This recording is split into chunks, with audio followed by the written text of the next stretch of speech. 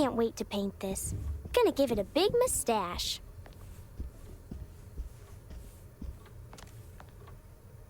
Not my best work if I'm being honest.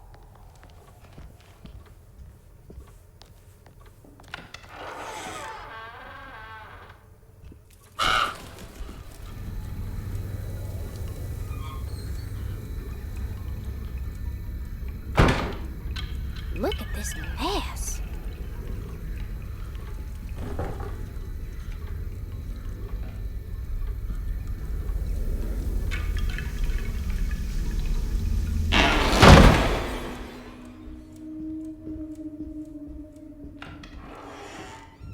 Huh?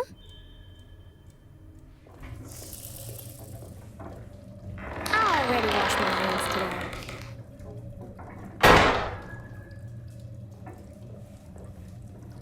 Cassandra should be more careful with her medicine.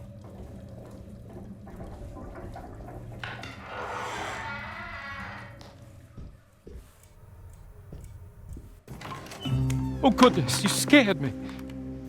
What are you up to, Jeremy? I have to tell someone what is going on here. I have to try. You're not one of them, are you? Please tell me, Grace. You're not a spy, are you? Who's spy? Them. The others. All of them. No, you're too innocent. I'm too innocent.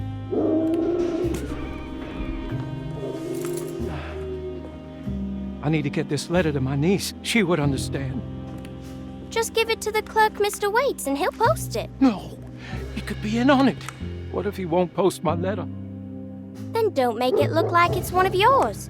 Here, let me do it.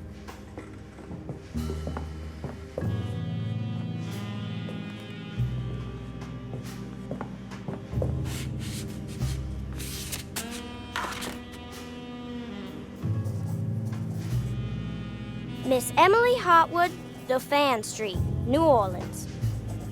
You don't have the number? Not sure the postman's gonna find it without... Jeremy? Where'd he go? I'll just post it myself then. I'll just take this letter downstairs to the clerk's office myself. Uh-oh, Cassandra, I'm touching your typewriter.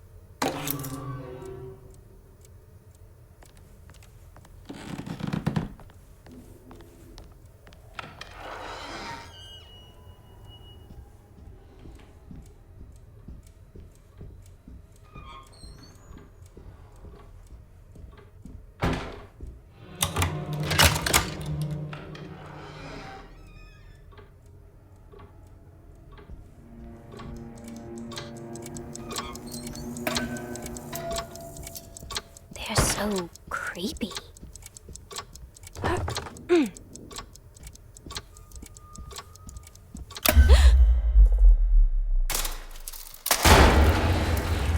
Oh no, Jeremy, what have you done?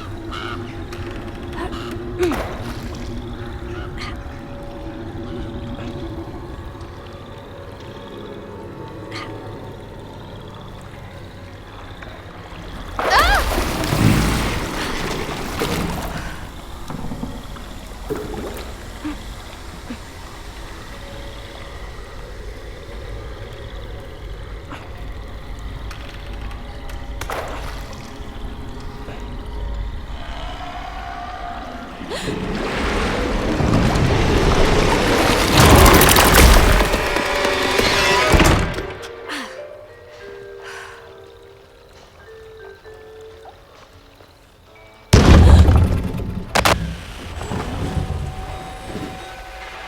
suppose this mess pales in comparison to the foyer.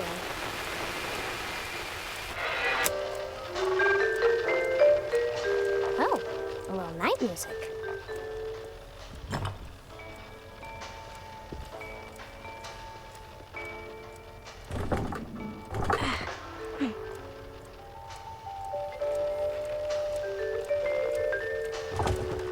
Mr. Waits, hello?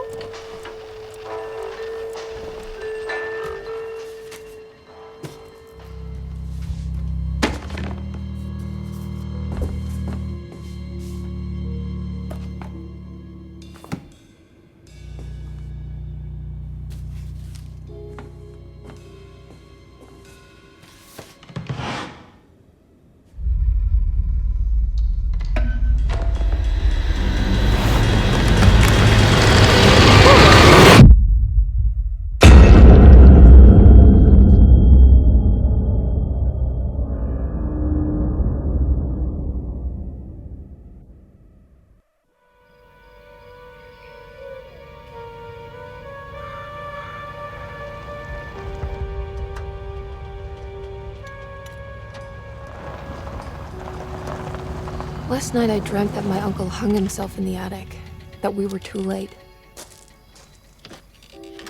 The house looked different, but it was still called Dorsetto.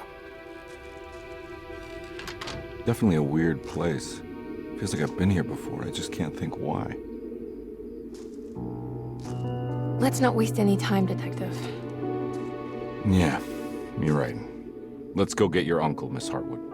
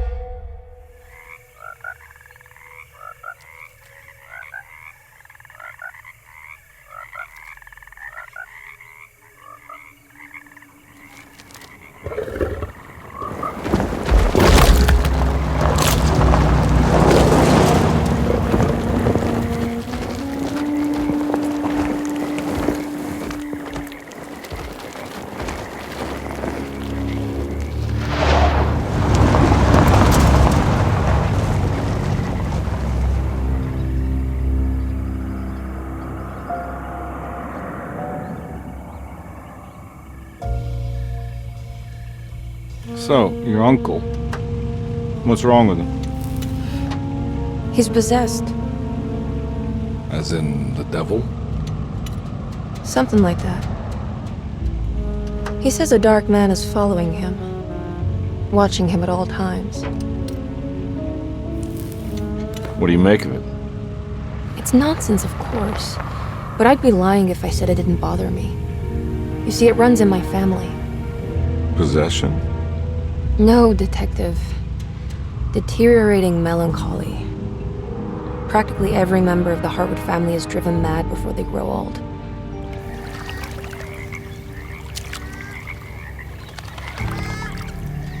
But Jeremy didn't kill himself. Is that why he's at your setup? Despite being convinced that he is truly possessed, he decided to put his last chips on Dr. Gray and his psychoanalysis, figuring he might stumble upon some cure.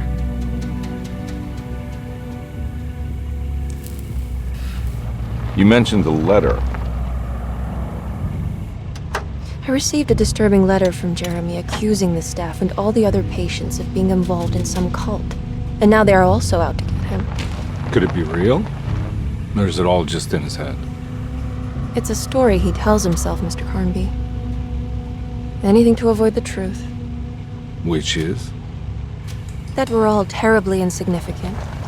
That people mean so very little to one another. That there is no one out to get Jeremy Hartwood because he isn't worth getting. Here we are.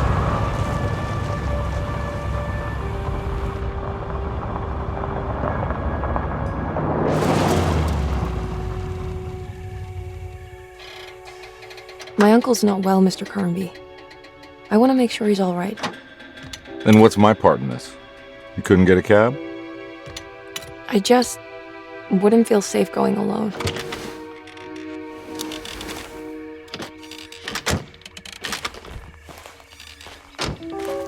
Did you bring a gun? Yeah. You think it'll actually come to that? No. But you might need to wave it around depending on how agreeable the staff will be. What exactly are we gonna do when we find Jeremy? I don't know. Let's just find him first.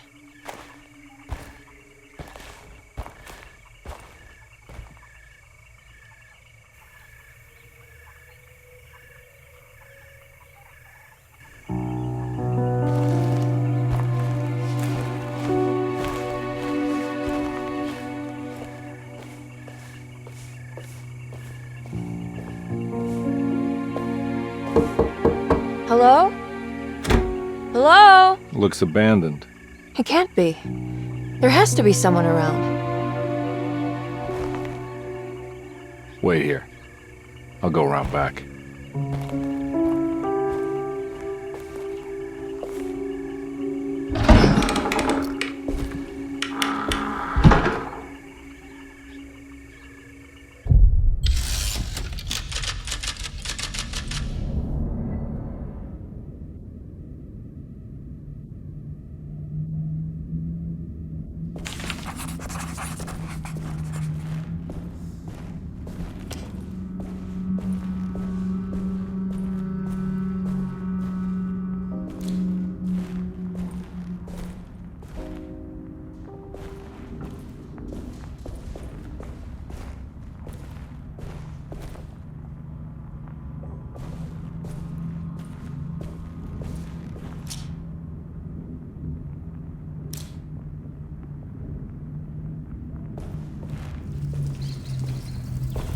It's too dark in here. I can't see anything.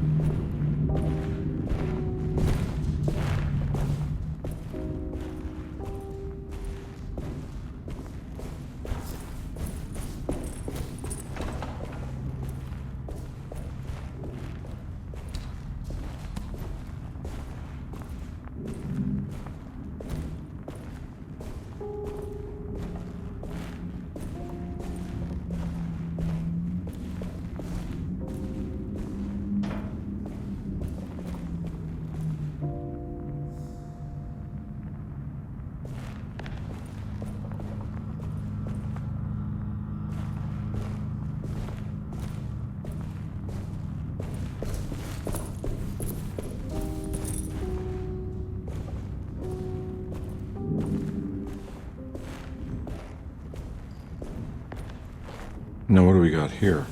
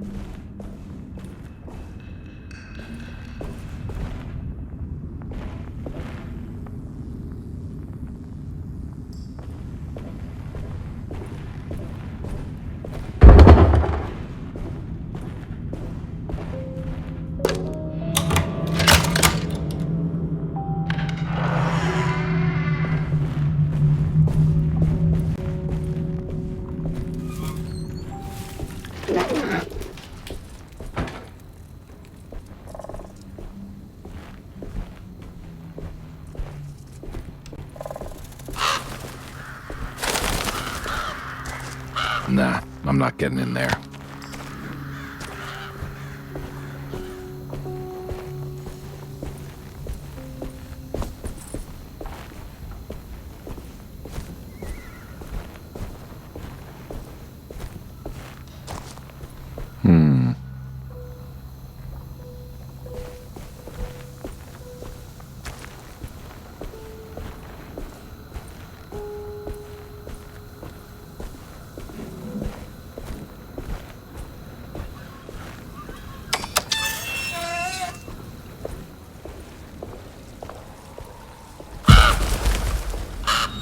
Whoa.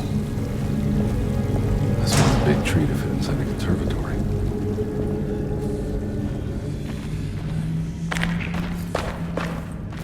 Huh? What?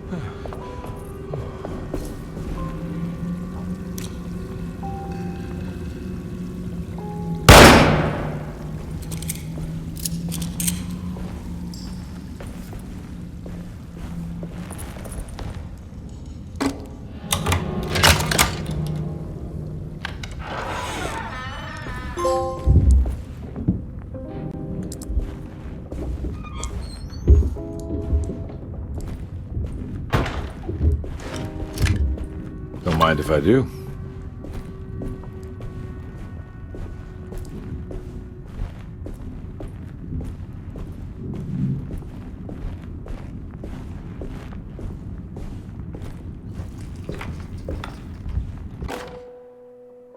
Every day your silence weighs a little heavier. It's been a difficult year for everyone, and many have lost all hope. I read in the papers about people suffering. Pictures of dust-covered landscapes without a drop of water. I wish I knew if you were still tending the earth or if you had turned your back against us. I have started to look for help elsewhere. I pray you will tell me if I am going down a path that you find disagreeable. With help from Baptiste and Charlotte, I found comfort in the practice of the voodoo. I have long been skeptical of that Caribbean cult, but it's been of good use to me. It seems all harmless in my book. I say some words dreamt up by the Creoles, and I carry around a...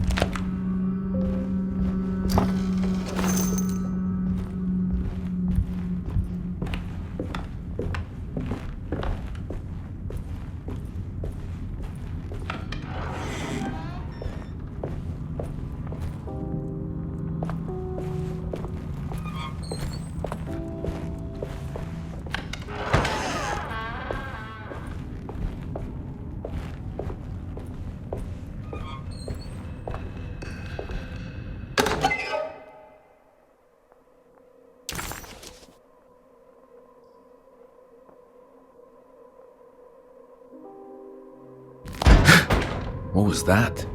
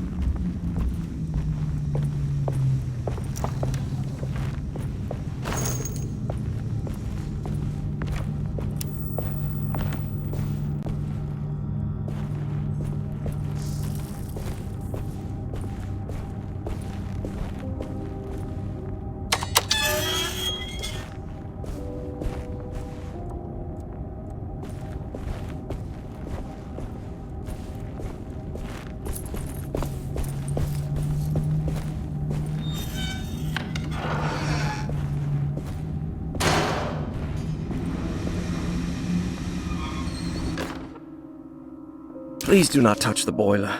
It is working after all. While the sabotage has caused a leak, only the decorative plate has been completely ruined. Let's wait for Mr. Chance to turn up and he can take a look at the leak. Mr.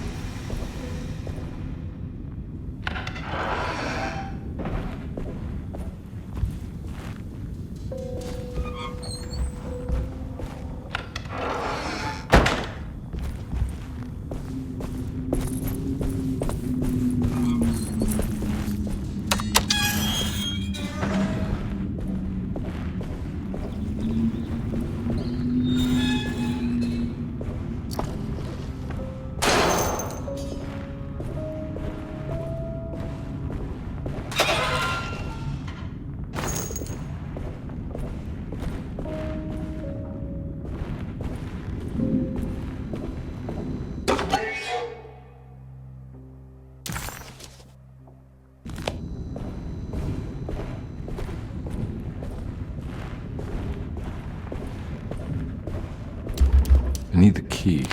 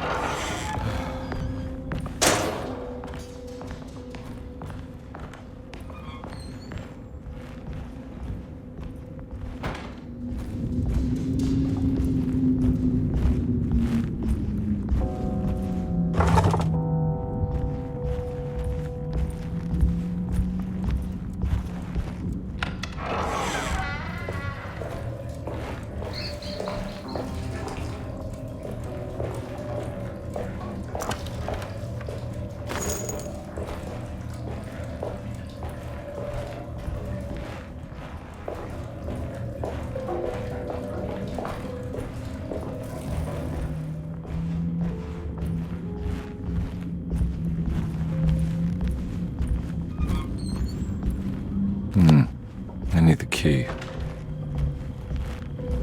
I need the key.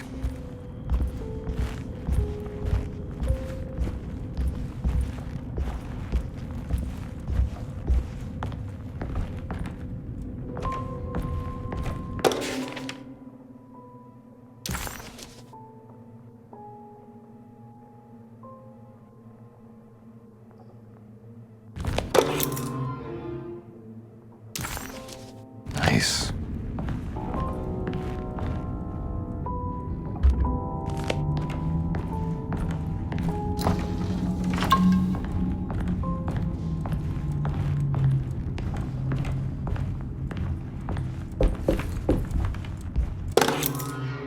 Sunday, June 22nd. I spent all day looking for Jeremy. I should have cared for the others, but I'm scared that he will do something irreversible. Cassandra is upset that I didn't give her the latest shipment of pain medication that Waits brought from the post office yesterday. I would have given it to her, but the company didn't send a new key this time around, so the box is just sitting there on my desk. They must have figured we had plenty of their gimmicky keys by now. I only remember seeing one lately. Grace was playing with it inside the grand parlor. Unless it turns up by itself, it will have to wait. I have to figure out where Jeremy is. I think Jack knew something. That dog of his found a strange rot permeating the house. She's showing us, he said. Like those blots and streaks of fetid rot was talking to him.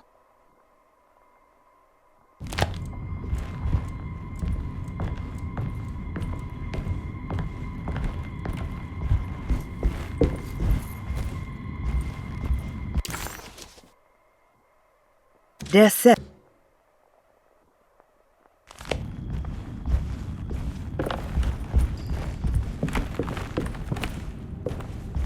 It's wedged shut.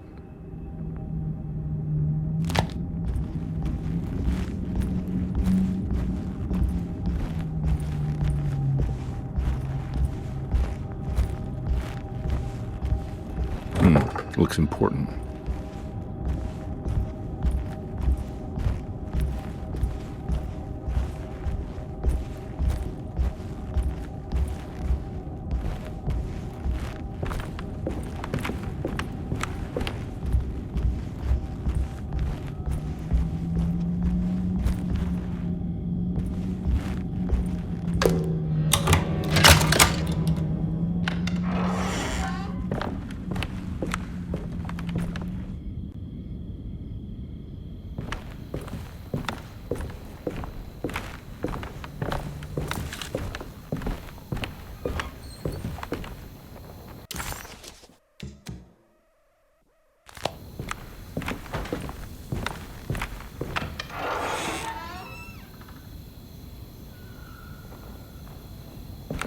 Oh.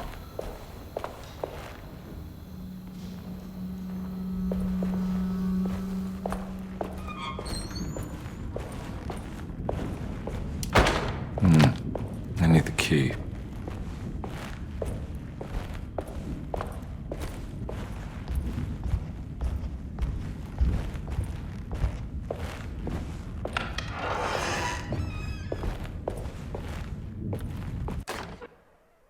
The Great Depression. President Hoover raises tariffs on over 20,000 imported goods in an act to protect American labor. Following the collapse of the Wall Street stock market on October 24 last year, American industry has suffered greatly. Thousands of companies have gone bankrupt and left a large part of the American workforce unemployed. In an attempt to turn the tide, the Smoot-Hawley Tariff Act has been signed by President Herbert Hoover. By regulating commerce with foreign countries, the government hopes to encourage the industries of the United States to compete with cheap foreign imports. Superstition on rise. New Orleans voodoo stores and spiritual mediums see increased profit during troubled times. While the market has faced hard times ever since Black Thursday of last year, voodoo doctors and snake charmers see significant rise in number of customers. With the coming Eve of St. John on the 23rd, the police expect increased cult activity around Bayou St. John, the southern shore of Lake Pontchartrain. Voodoo rituals in that area on the Eve of St. John have a long tradition reaching back to the first snake worshippers brought as slaves from West Africa. During the 19th century, its practice was popularized by the legendary Marie Laveau, and has since been embraced by many of the Creoles and the surviving aristocracy of the French Quarter. Author seeks asylum. Rumors regarding author Cassandra Beauregard making Derceto her home verified. Derceto Hospital is an old plantation building on the eastern shores of Lake Pontchartrain. While often considered an asylum for the insane, residing Dr. Elmore Lee Gray prefers to think of it as a convalescent home, a place where you can go to rest. The patient list is kept secret, but thought to include many of the black sheep of wealthy families, because at Derceto, treatment does not come for free. Local author Cassandra Beauregard has now been confirmed by her own admission. She's been lauded as a powerful Creole voice and written many successful books. Lately it was reported from Hollywood that she has finished a moving picture manuscript titled Slaughter Gulch. That film is set to hit the theaters next year.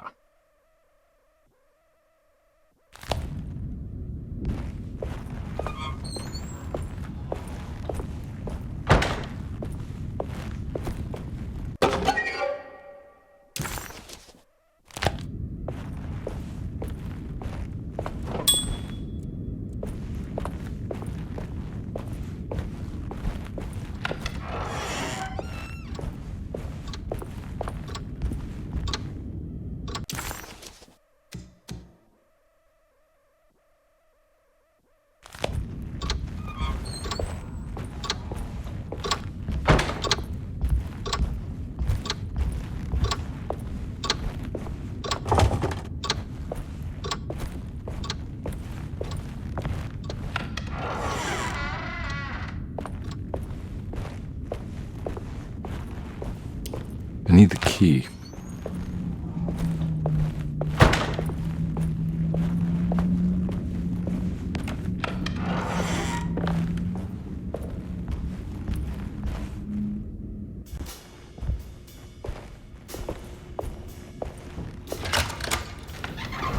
Thanks. What are you doing? Who are you? Whoa, pardon me, excuse me. My name is Edward Carnby, private investigator. I hope you don't mind we let ourselves inside. I do mind. This is private property. You can't just barge in here. I'm sorry about all this, but I'm looking for my uncle. It's urgent, and no one was answering the door. We can't hear you knocking anymore. None of us can. Who is your uncle, darling? Jeremy. Am I right? She has that Hartwood gloom, doesn't she? That's right. I'm Emily Hartwood. I just came to make sure my uncle is all right. Well, he is unavailable right now. You will have to come back another day. Unavailable how? Is he sleeping? We can wait. He's lost. Don't I know you from somewhere? Who's your man again, Miss Hartwood? My name's Edward Carnby, private investigator. Splendid. Enough! All of you! Get back to your rooms! McCarthy, keep your eyes on the child. And you two, please leave immediately. Look, we're not here to cause any trouble. Just let us see the old man, satisfy the curiosity of my client here, and we'll be off. Jeremy has gone missing. There's no need to worry, but it might be some time before he turns up. The whole staff is looking for him. What? He ran off? I don't have time for any of this. Please, come back tomorrow. All right, in that case, we'll just wait in his room. You don't mind, do you? It's upstairs, right? Wait, you can't. Don't worry, we'll be discreet. In the corridor. It's the first door on your left. I'll tell Dr. Gray you're here. Excellent. Thank you, madam.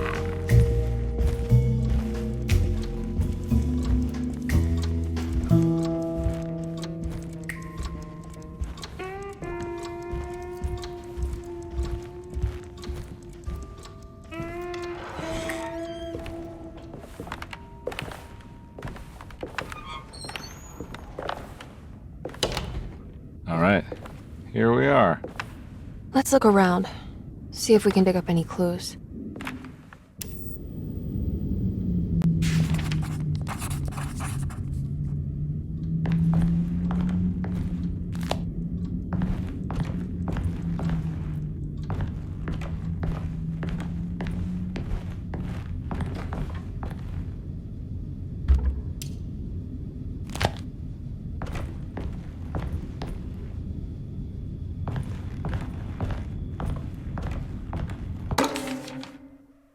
Every night the dark man stands opaque at the threshold of my room, counting the days until my spirit spills out of my tired shape.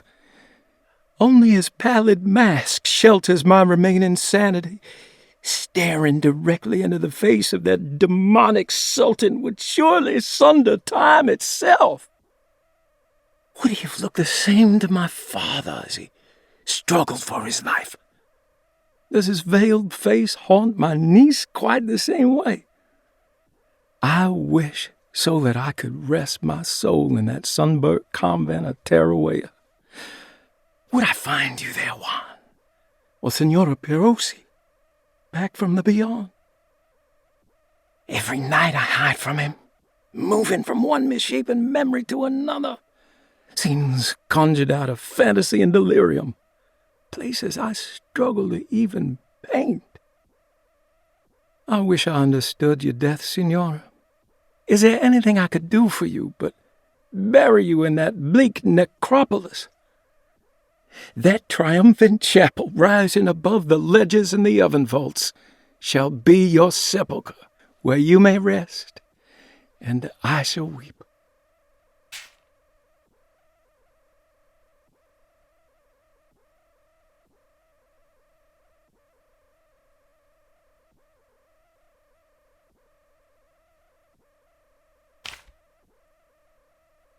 The people of Deseto are becoming dangerous. They do not understand what they are doing. I must do something to stop them. I tried talking to Dr. Gray, but he confuses my worries. He's caught up in treating me. How can he expect evil to be cured with medicine and conversation? The orderlies, the housekeeper, and the patients are all deranged. They will call upon evil to enter this world. All would be lost. Everything. Unless I can find the clerk, Mr. Waite. He seems to be a clear-thinking man. Maybe Beauregard. The dark man offered me a prison, and I accepted. I signed that miscarried contract and entered the dark pact. Everyone is safe, except for me.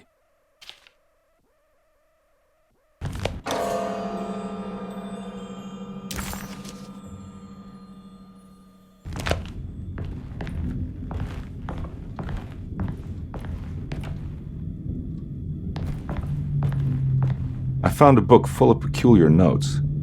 Have you heard of something called Tarawea? No? What's that? I might be reading too much into this, but I think it's the place he wants to go to. Oh, okay. Sounds like a clue.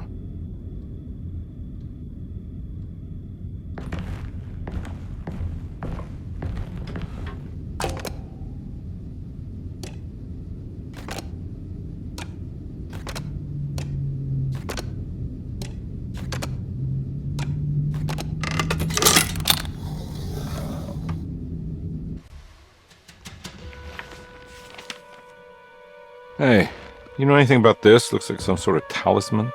No, I don't. Oh, help me out here, will you?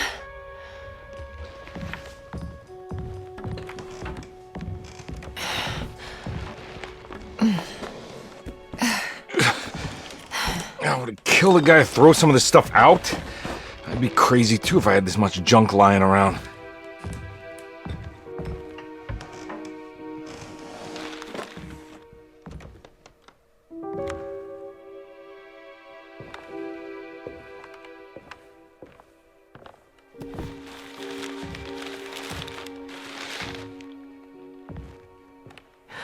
Oh, wow.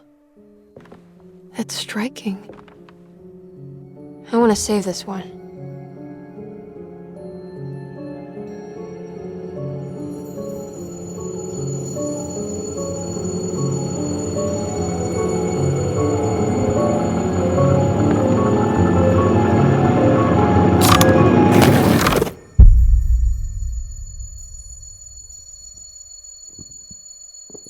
All right, come on. I want to go see Dr. Gray.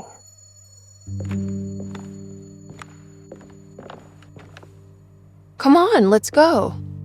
Yeah, I'm coming.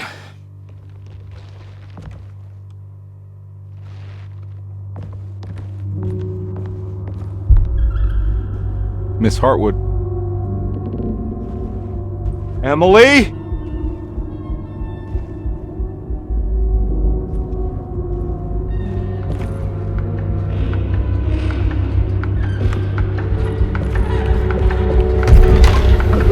What the hell is going on? Where am I?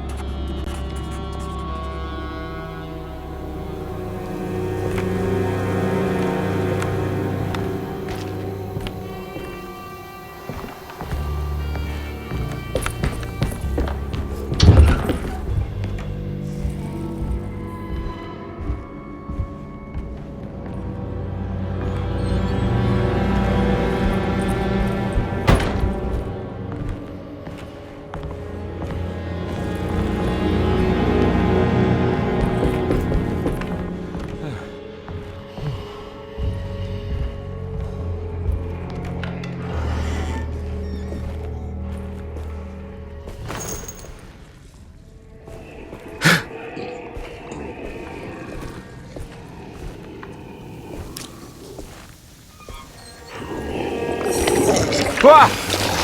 Ah!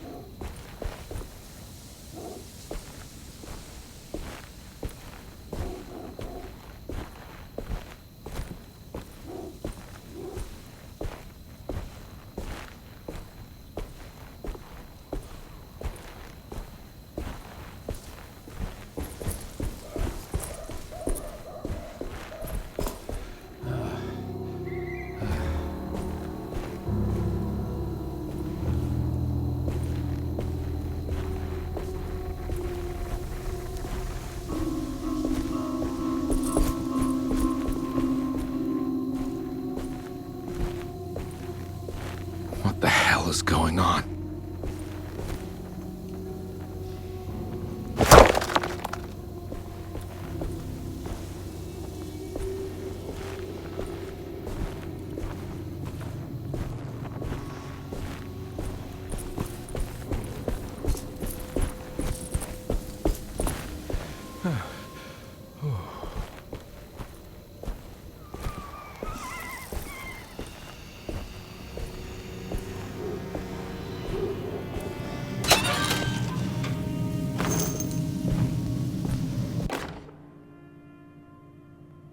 Nice.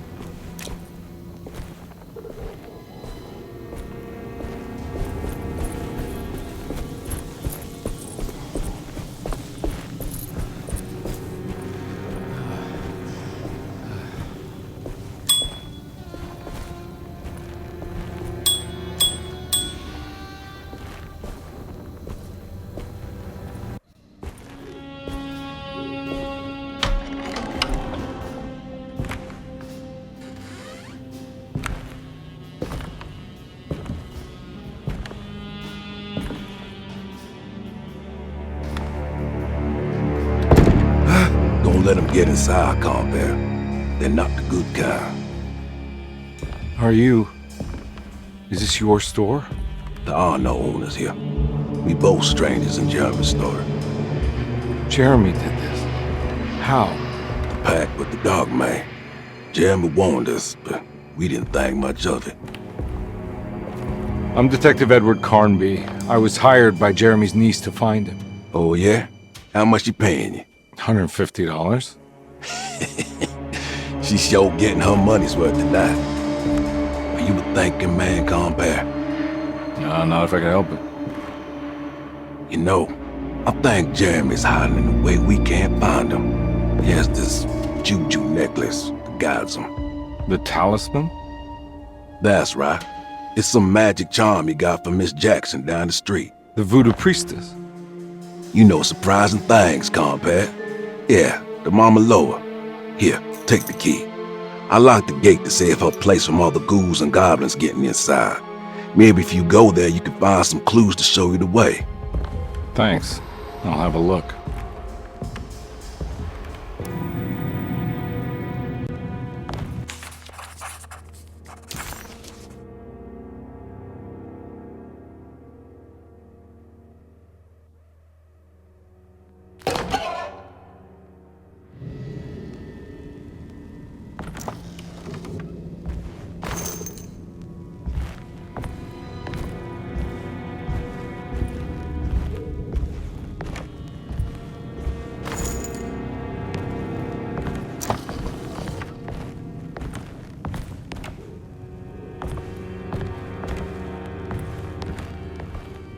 You want to come along? Nah, I'm gonna stay here for a while.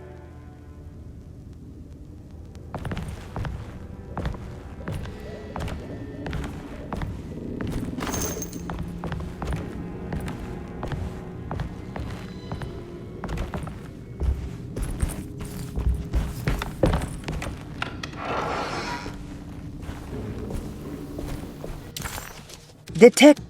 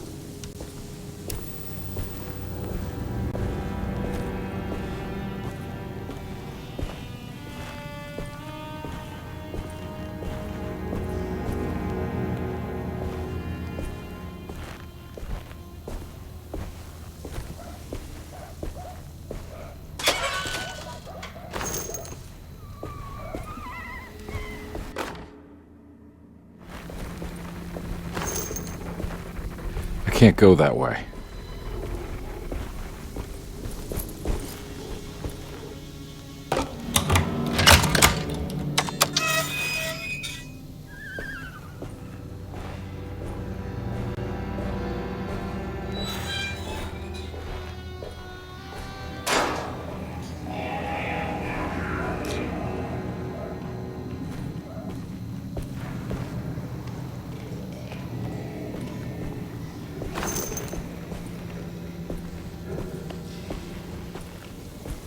Oh.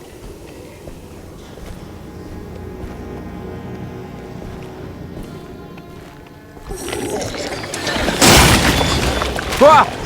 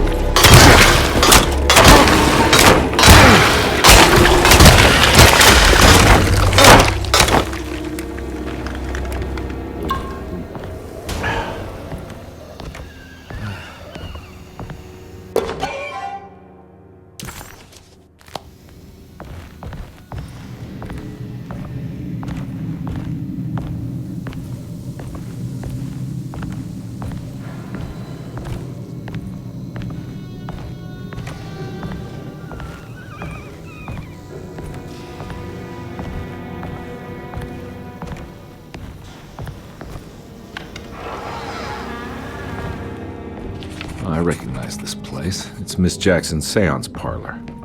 Let's see if she's got any information. It's the talisman, like the one in the painting.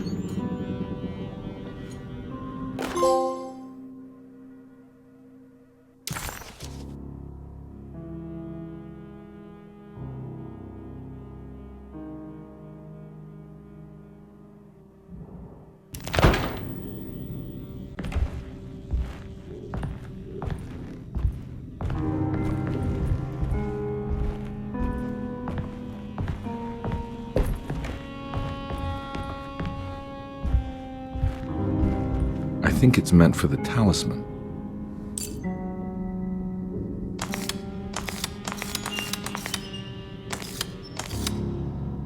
I think it needs numbers, like coordinates. Maybe there's something in Jeremy's notes.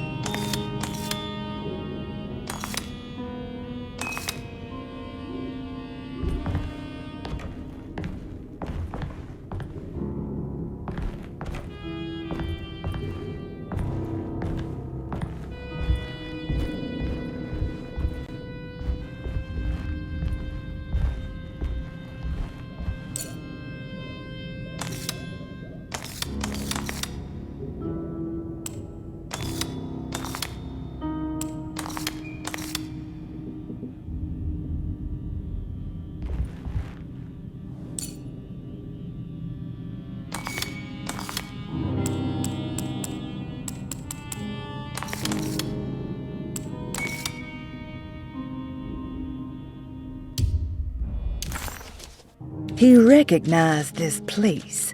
It was Miss Jackson's seance room. The last time he was here, he had been trying...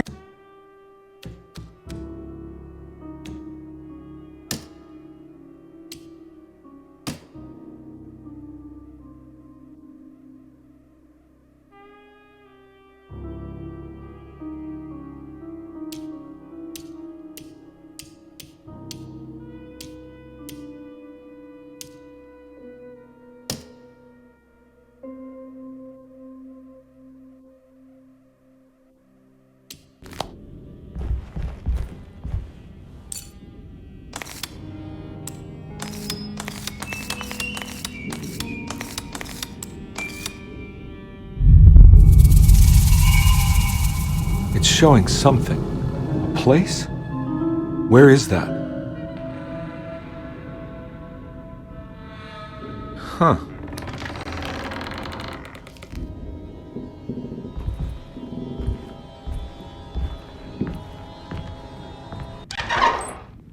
Detective, I was wondering when you were going to show up. Mrs. Thompson told me you were here. I understand you are working for Jeremy Hartwood's niece. Yeah, I guess so. I mean, you're not wrong. We came here for her uncle. I just didn't expect... I didn't expect this. You are Dr. Gray, right? That's right. You don't happen to have some identification, Detective. I'm not keen on having strangers prying into my business. Oh, Detective Edward Carnby, Decatur Street, New Orleans. Enjoying the Vieux Carré, Detective? Those old French quarters, the voodoo people, the gangsters. I'm sure you live an exciting life. Well, that's not quite like the stories, Doc. Just trying to make a living. Aren't we all making a living? Well, welcome to Deseto, Detective. I hope your time here will be useful. Now, what can I do for you? But why don't you tell me where I can find Jeremy Hartwood? Why wouldn't that make for a short visit? I wish I could tell you, but I'm afraid I don't know. A drink, Detective? Anything brandy. Oh, you do belong in the French quarters, Detective. Armagnac or cognac? You know, just give me the cheap stuff. I'm not much of a connoisseur. Having low standards is not a virtue, Detective. Let me see if I can broaden your perspective. What can you tell me about Jeremy? I wouldn't want to go into details about his condition. Doctor-patient confidentiality. I'm sure you understand. Sure, but he is crazy, and he's gone missing. Why? Here, try this. Ooh, it's good. Got a bite? It's called a sidecar. The trick is not to be afraid of the tartness of the lemon. Then, for goodness sake, don't overdo the triple sec. Okay, what can you tell me about Jeremy? Well, let me think. He is an anxious man, constantly worried about events not presenting themselves according to his model of predestination. He complains about things not being carried out in the right order, and that some things simply shouldn't be. Is any of this helpful to you? Not really. I was hoping for some direction where to look next. I'm sorry. I have nothing for you then. You should talk to my orderlies. They have been looking for him for a while now. I'm sure they would appreciate your help. Yeah, I ran into Batiste earlier. Come to think of it, he might have given me a lead. Oh, excellent. So your investigation is already underway. I'm gonna go, but I'm sure we'll meet again. Looking forward to it. Safe returns.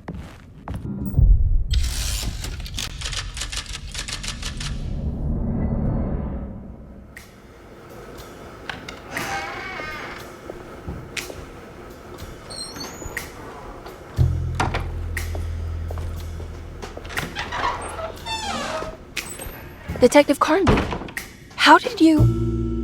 where did you go? I was just talking to Dr. Gray. You disappeared. No, it's not what you think. Have you found anything strange going on here? Yes. Everyone is being incredibly evasive, and I can't figure out why. No, I mean something you can't explain. Paranormal, even. Detective, I really need you to get yourself together. I can't do this alone. Forget it. I'll figure it out. Do you want to come see Dr. Gray? No, I want to try something. With this talisman, I think I can follow Jeremy to the place he mentioned in the book. What was the name? Do you remember something Spanish? Tarawea. Yeah, that's where I need to go. Detective, are you gonna be all right? Yeah, of course. Go talk to Dr. Gray. We'll rendezvous later.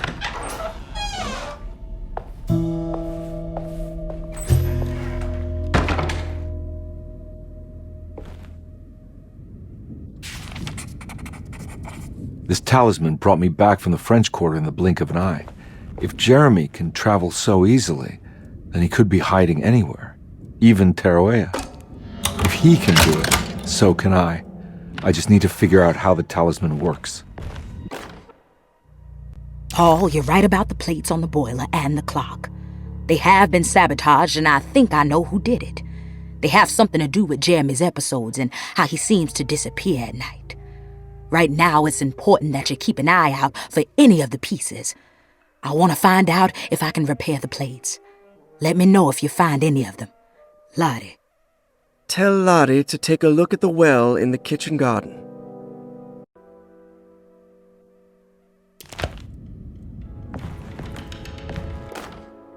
Dr. Elmore Lee Gray is DeSeto's chief doctor. Accounting and all administrative work is handled by me, Paul Waits. Magdalena Thompson, or Mags, is responsible for the household. Jean-Baptiste and Charlotte Tabois are responsible for keeping the guests' medical regimens in check. Finally, Jack Chance is our gardener, who can occasionally be seen in the conservatory, but is for the most part busy outside. There are currently 6 guests at DeSeto. Malcolm McCarthy and Ruth Tallant reside on the first floor. Jeremy Hartwood, Elisabetta Perosi, Grace Saunders, and of course Cassandra Beauregard live on the second floor.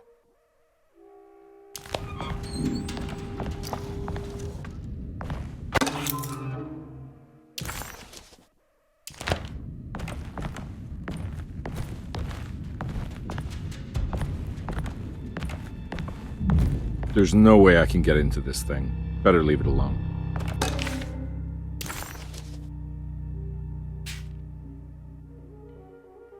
Cassandra Beauregard, the beloved author. Very exciting, isn't it? What do you want to put down for reason for admission? What her agent told us. Cassandra suffers from writer's block and needs to finish her moving picture script before the end of June. Mr. Chardot suggests Cassandra's heavy use of barbiturates is holding her back and risks ruining her career. And how should we summarize her personal history? Let's keep it short. Cassandra Beauregard is a beloved crime author who managed to pull herself out of poverty and into stardom. 5 years ago, she tried killing herself by jumping off a balcony. The incident left her a cripple and now relies heavily on her wheelchair. And for diagnostic impressions? Cassandra suffers chronic back pain following her suicide attempt. She self-administers morphine to keep herself ambulant, but has become addicted and the desired effect is now lost. The drug abuse clouds her mind, and she is unable to focus on real life. To save herself from this insight, she instead makes up stories to fill out the gaps in her own thought process, resembling the Korsakoff syndrome. Oh, bravo, Doctor. How will you treat her? First of all, she needs to be weaned from her drug addiction, and hopefully it will resolve her compulsive lying. Then look into permanently numbing her pain in her back through surgery. Finally, deal with her suicidal thoughts. Fantastic. With such a short time before June, I really hope she gets better soon. We will do. Grace Saunders, 11 years old. Reason for admission? The mother insists on strict supervision by a proper gentleman. to avoid further perversion of Grace's adolescence. Personal history? Grace's family possesses modest wealth and status. Her childhood seems ordinary, spending most of her time with private teachers and family friends. Grace's father recently passed away, leaving her mother the sole caregiver. And diagnostic impressions? Grace has trouble dealing with her father's death. She is willingly suppressing her feelings on the matter and isn't properly acknowledging the trauma she suffered. Any planned treatment? Grace needs nothing out of the ordinary. She simply needs parental guidance. Eventually, we can work on her feelings toward her father. Thank you, Doctor. I'll finish the paperwork and get her installed. Malcolm McCarthy, 54 years of age. Reason for admission? McCarthy admitted himself to Dorsetto, stating simply that he needs some damn rest. And personal history?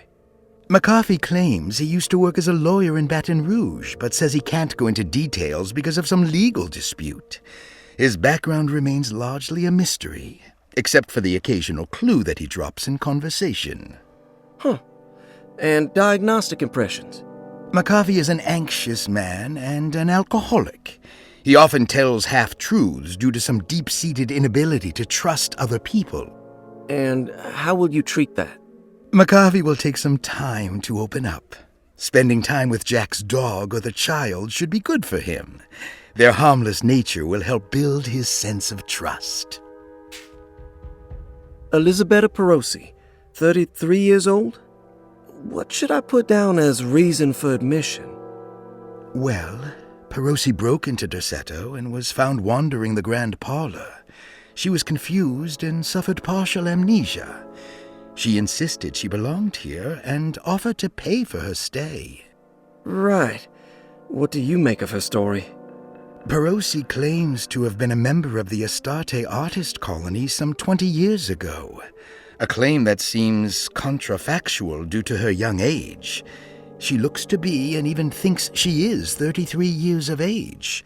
That would make her a child at the time. It seems fair to say that Perosi's story is untrue, deliberately so or not. Diagnostic impressions? Do you have anything? Perosi's story is peculiar because she retracted her story about the artist colony. She no longer claims to be the same person as Elisabetta Perosi. However, my staff's research has confirmed there was a Perosi at that time who was in her early 30s. I suppose this case will take some time to investigate. How will you go about it? I wanted to contact the real Perosi, but it seems the whole colony disappeared one night. September 29th, 1915, during a hurricane. I will have to take it slow and figure out what this spell of impersonation could have been. Ruth Talon, 29 years of age. Reason for admission? Ruth's father wishes that his daughter be removed from New Orleans nightlife for the foreseeable future. He fears that her overly free spirit is tarnishing the family's reputation. Sounds simple enough. Personal history? Ruth comes from considerable wealth. Her family owns several hotels and restaurants. Unlike the rest of the family, her sense of adventure has taken her around the world, including France during the Great War as a photojournalist. The last decade, she has provoked many rumors of being a debauched flapper, bordering on nymphomania. And diagnostic impressions? Despite her father's frivolous reasons for her to be admitted, Ruth does seem to provide an interesting case. She is refreshingly open and doesn't shy away from talking about her life during the war or her continuous celebration after returning to the States. She is admittedly a sexual deviant and feels no remorse. And her treatment plan? Simply staying at Dorsetto should do wonders for Ruth. If not, at least for her family's reputation. Ruth doesn't need to change, but with therapy I might be able to share with her some sympathy towards her family.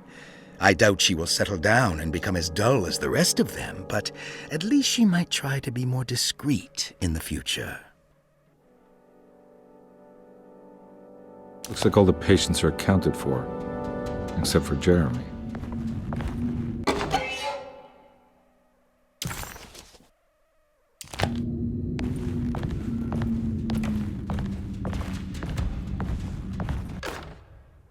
saw your notice in the boiler room. You should know Mr. Chance won't be coming back. I got no business being in there myself, but you can take a valve from the wine cellar if you want to try to stop the steam pouring out. Be careful.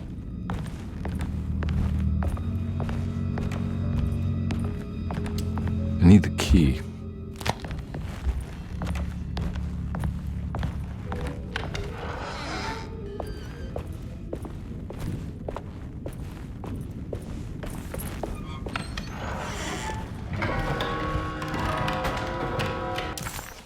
Well,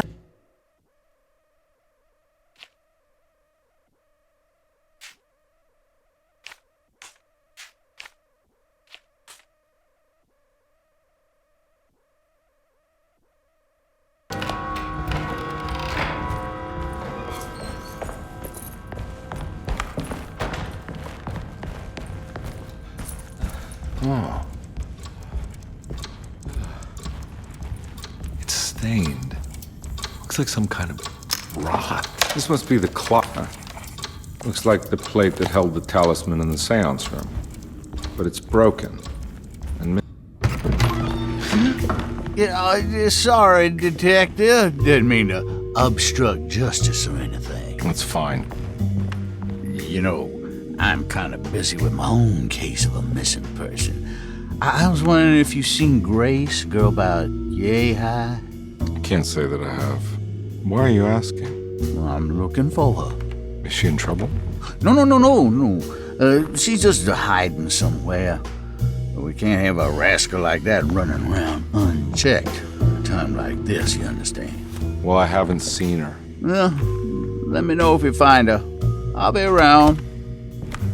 I'll keep an eye out for your man, Jeremy. You scratch my back, Detective, and I'll scratch yours.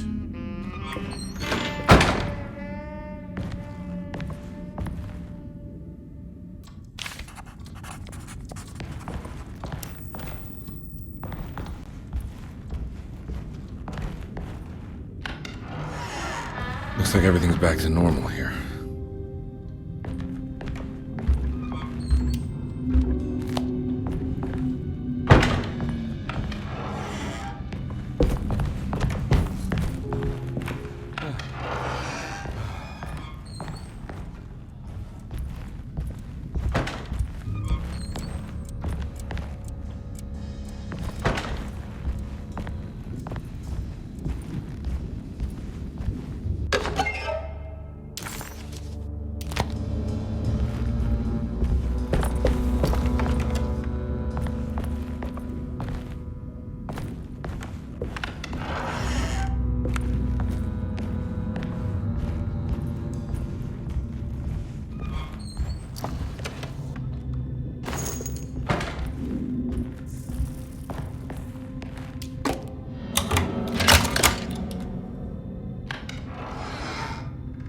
Huh.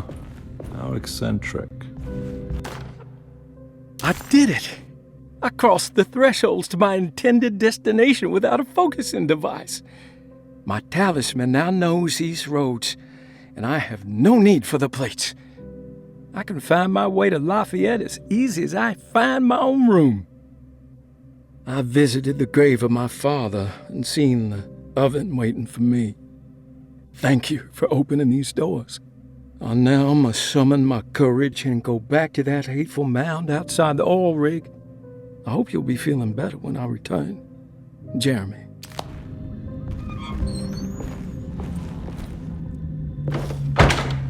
These paintings got some grim-looking rot on them.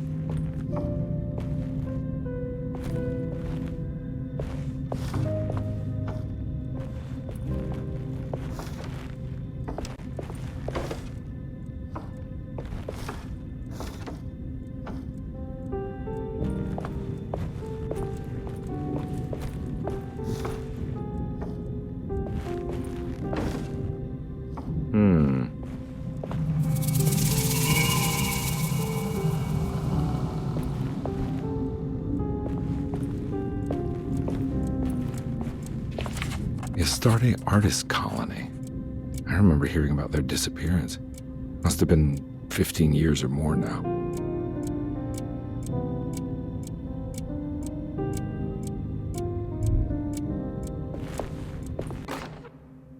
Will I need to remember how to get them out again? They are locked up for good reason. I am sure she is still able to whisper the answer in the ears of the wrong people.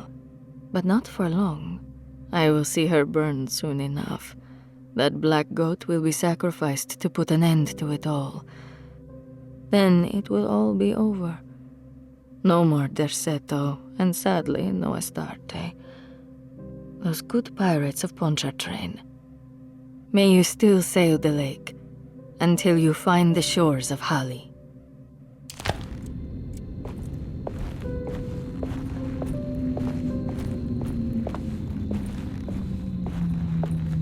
What are these symbols? Looks like alchemy or star constellations.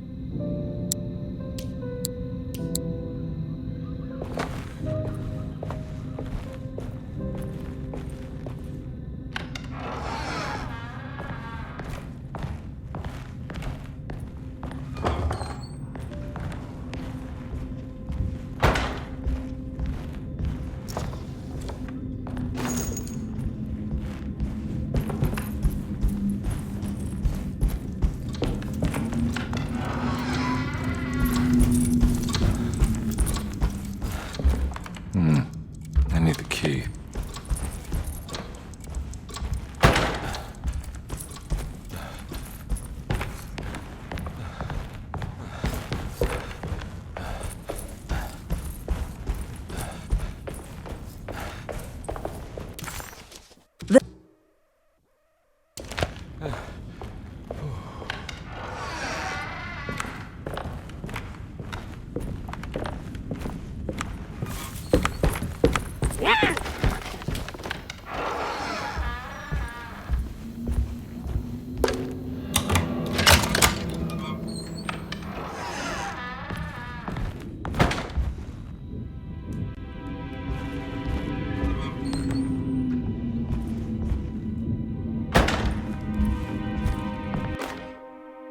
Lost Plantations of Louisiana, Thierry Briclot, 1917. Derceto was a small plantation on the eastern shore of Lake Pontchartrain. The land was considered difficult for industry and was sold for only $30 to Elijah Pickford in 1818. Pickford employed hundreds of workers from nearby New Orleans to clear the woods and build a small plantation mansion facing the lake with a striking Greek Revival temple facade. Derceto kept a modest production of barrique tobacco and indigo that persisted up till the Civil War. During the antebellum era, Derceto was the source of many rumors concerning voodoo and witchcraft. People who traveled the lake reported seeing people dance at night in front of bonfires, bleating and wailing.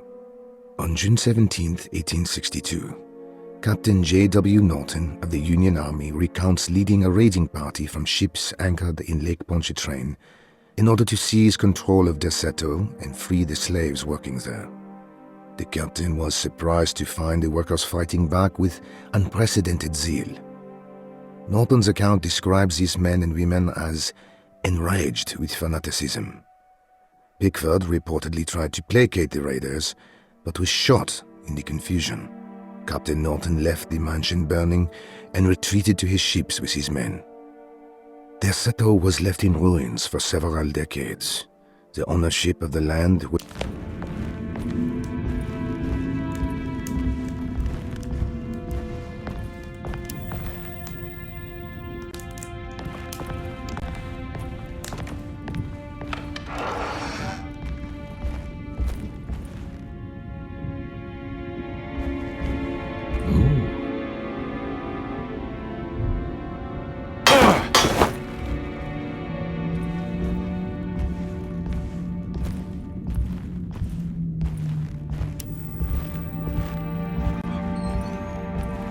It's wedged shut.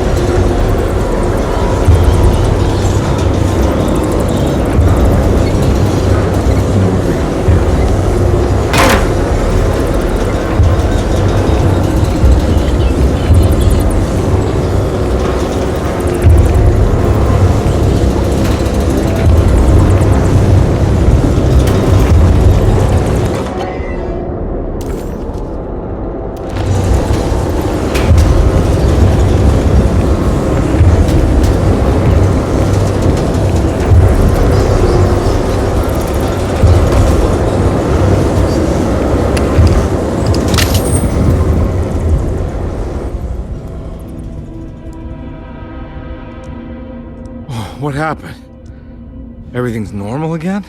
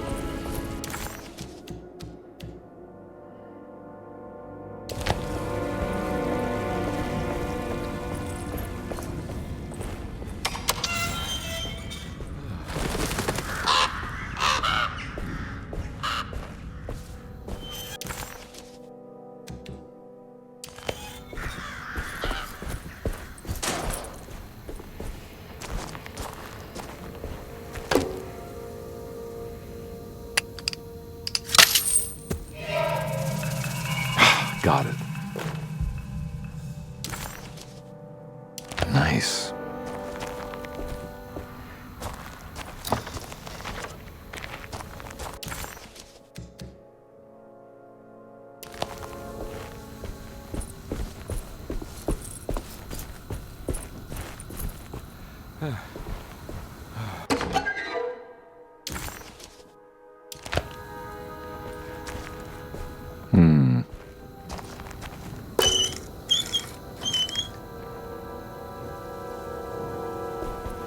Huh.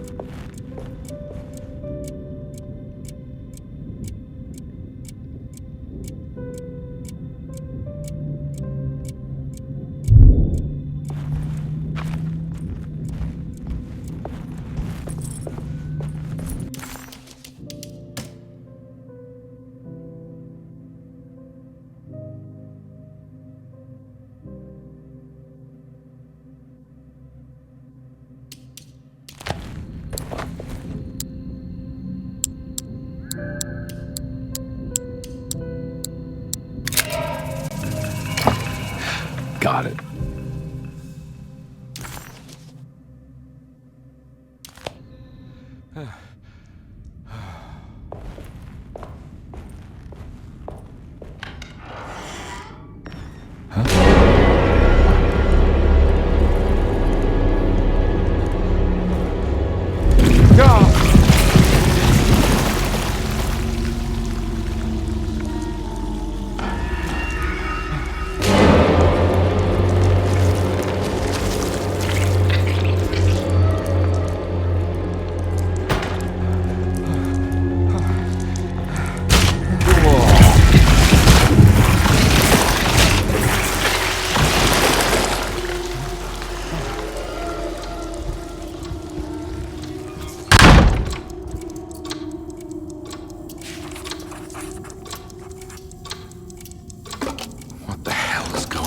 I think I've seen this somewhere.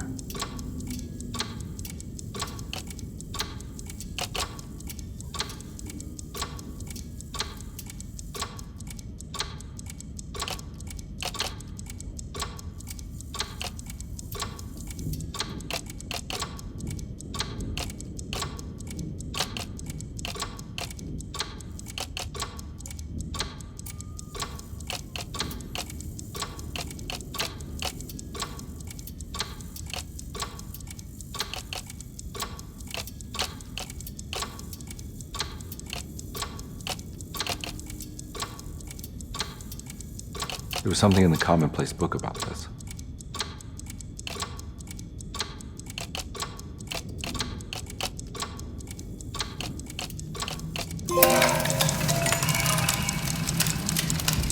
I think the clock broke. Or maybe it just stopped at a very precise place.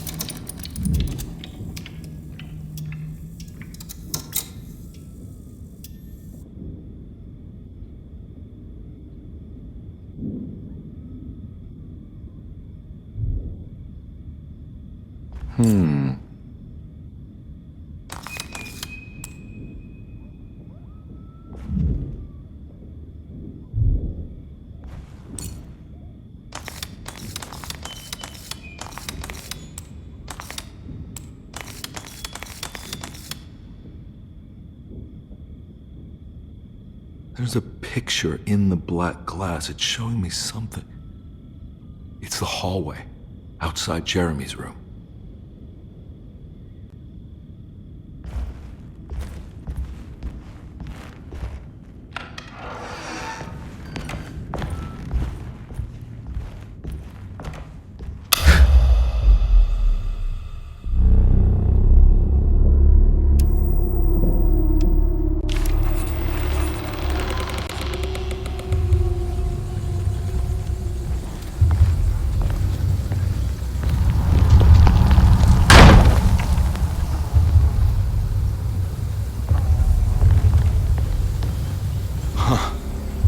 I made it.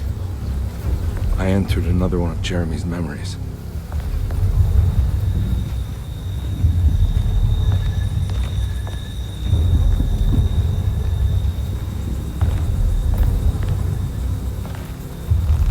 Ugh.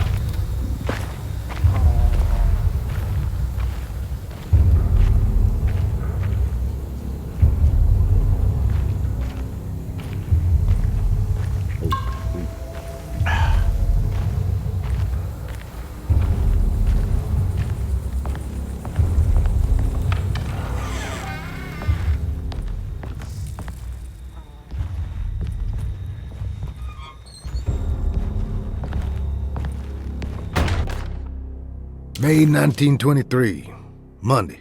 All okay, ready for delivery. Maintenance. Oil pump must be serviced. Any tampering causes large spills unless properly forestalled. Tuesday. Shipment delayed but delivered. Maintenance. Service bridge close to broken. Wednesday. Prospectors reluctantly agreed to show the burial mound to Mr. Hotwood, a painter, who read about our finds in the papers. He means to return tomorrow and try to find a way inside. Thursday. Mr. Hotwood's efforts delayed. The workers seemed nervous about his presence. Hotwood promised not to return to the compound, Instead, he has taken up an offer by L'Officier, the riverboat captain, who means to pilot him to the site tomorrow morning. Hopefully, that's the end, and work can resume. Maintenance. Bridge from the oil tower to the bayou has collapsed. Sabotage suspected. This is the devil that guides us now.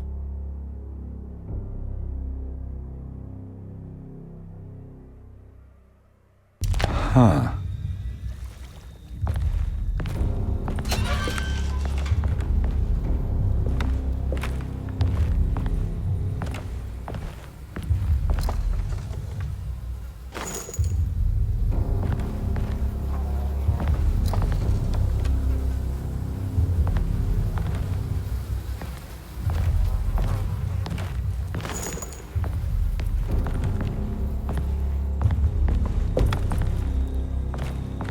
I need the key.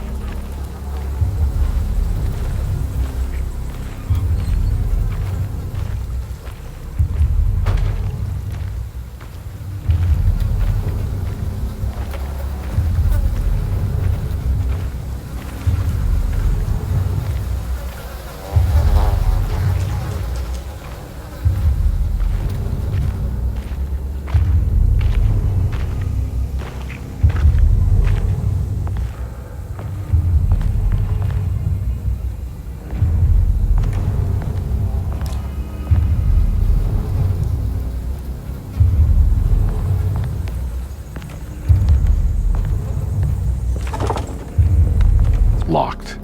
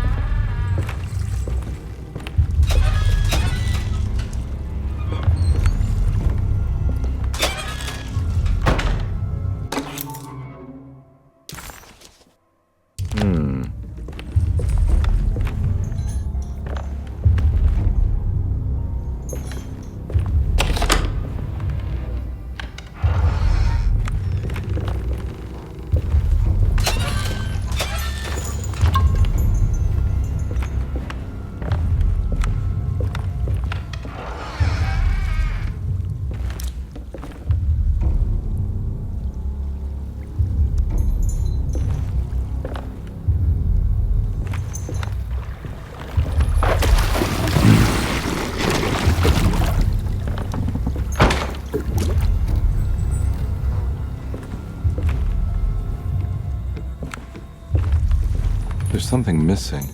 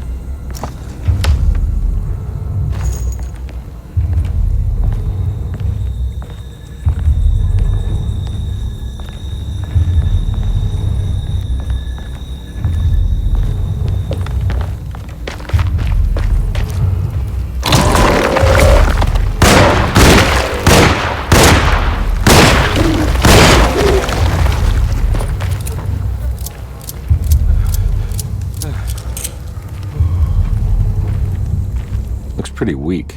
I just need something to break it.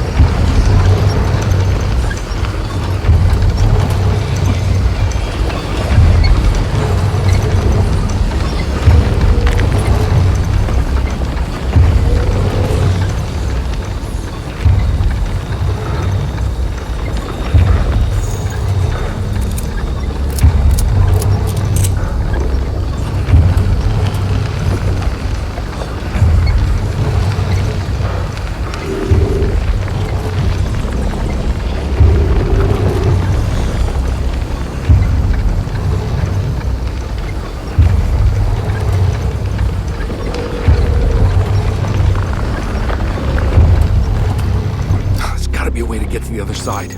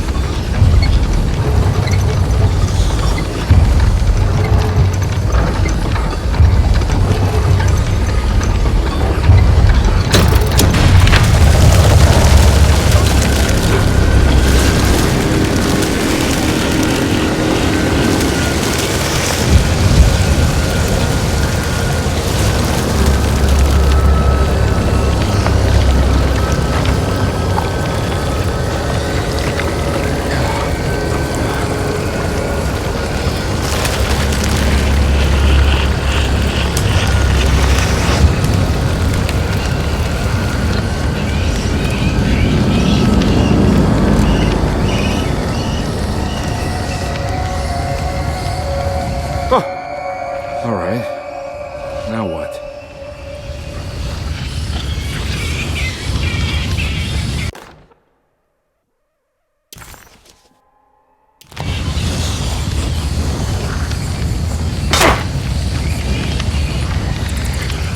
Come on, Carby. Wouldn't you rather fall to your death?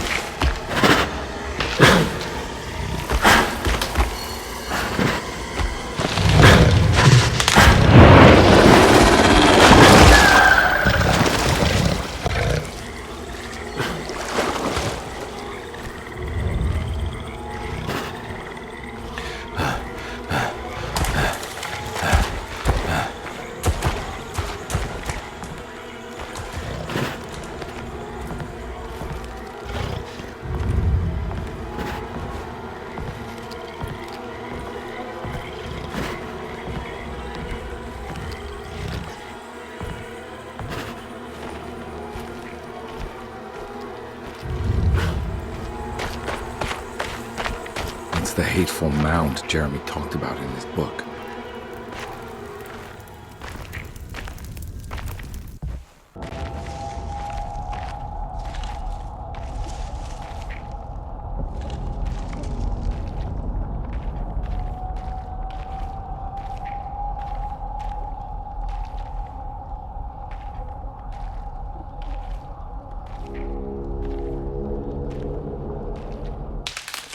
Don't come any closer. I'm armed. Get that thing out of my face. Who are you? What are you doing here? I'm just a detective trying to find something called Tarawea. You're after Jeremy too? Why? I'm working for his niece. She wants to make sure he's all right. He might be unharmed, but far from all right. He's a curse upon Deseto. Here we go again. Quiet.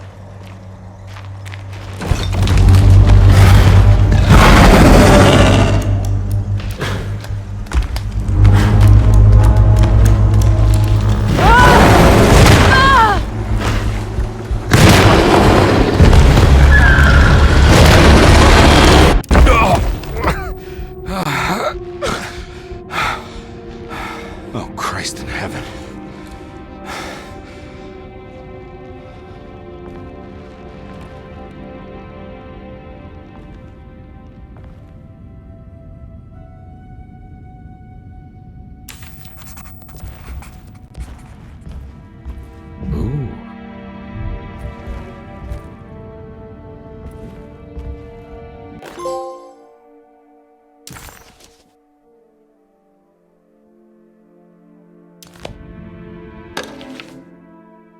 Reflections on the Power of the Verb in Certain Texts by Juan Luis Jorge. To act is in itself divine. Even the slightest movement of our hand is evidence of our soul in motion. Yet our free will is so easily overwhelmed by the dullness of everyday life. Our actions become rote and rigid, in spite of luxury and comfort. True divinity is found in the choice of leaving the stage where we all perform. People who discover this freedom unexpectedly will be struck by the terror of this revelation and become paralyzed, or worse.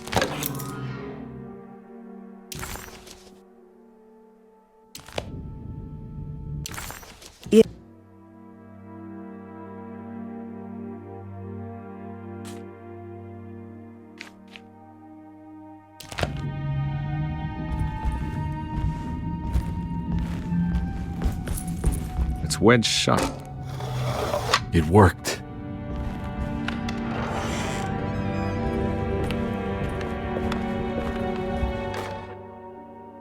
The Barlow lens. Instructions. To double the magnification of your telescope, simply fit this Barlow lens to your instrument. Then operate the fine tuners to adjust the distance between your lenses. This is easily done while looking through your eyepiece. Simply search for a position where your picture is clear and appears flat. When correctly tuned, your telescope should present a clear picture with magnificent magnification.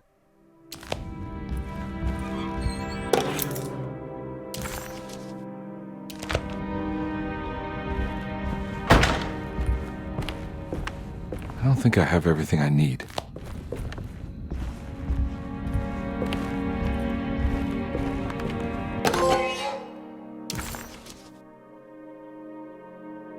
What's this?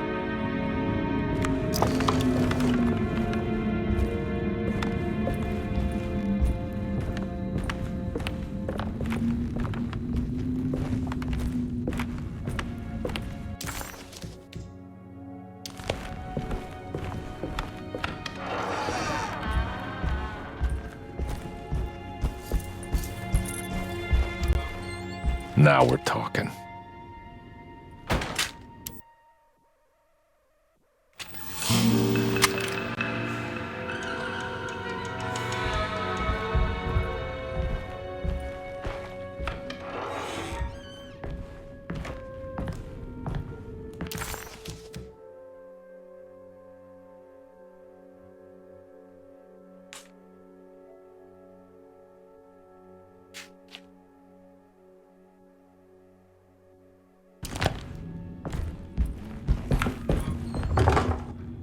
Huh? What?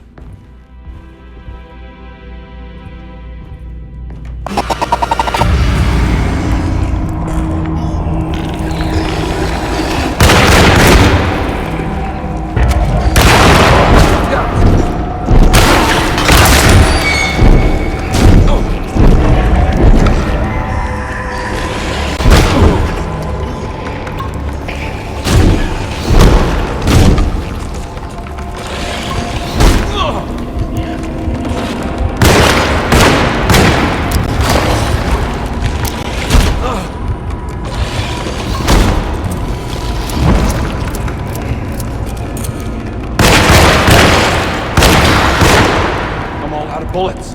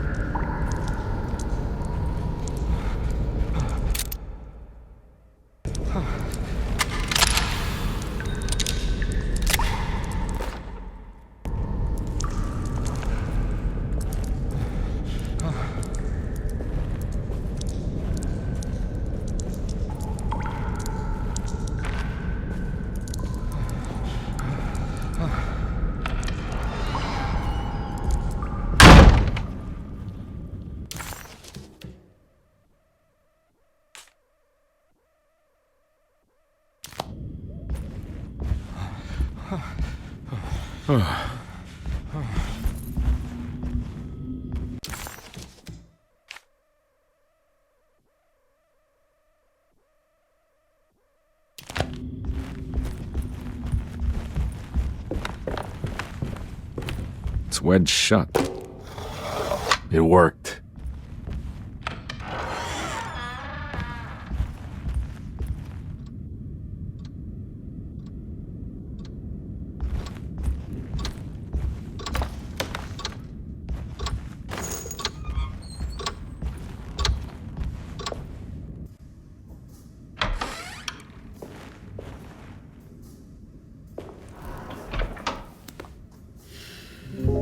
Detective Conby, how good of you to come. Let me pour you a drink. What happened here? This place looks like it was hit by a bomb. Welcome to the madhouse, Detective. Thanks. Did the ceiling just collapse? I heard it was something in the attic, something that was supposed to happen but didn't. How that could have such consequences is beyond me. The truth is, I don't know why the room looks like this. But I bet your friend Jeremy does. You know where I could find him? Oh, somewhere in his past, I suppose. He keeps going on about that mysterious dark man. I think he is hiding from him. Or maybe he's with him. I can't really keep up. I don't worry much. Take a look around this room. You may think it looks spectacularly devastated, but I just think it's finally found its stride. It fits perfectly with the state of this place and its loonies. The same goes for the nonsense with Jeremy. In my eyes, we finally managed to match the wild ride inside all of us. Well, I'm happy you find the evening so harmonious. I hope you don't mind me setting things right. Jeremy's business, that is. This room looks beyond my capabilities. Good luck, Detective. Hope to see you again soon. Yeah. Evening, miss.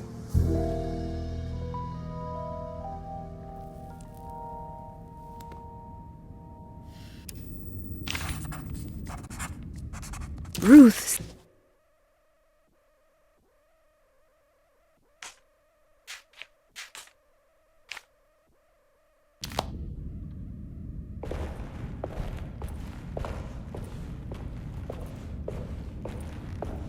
Can I get some more of that whiskey?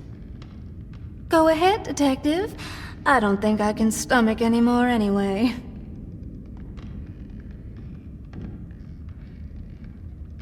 Am I bothering you? On the contrary, Detective, I enjoy watching professionals at work.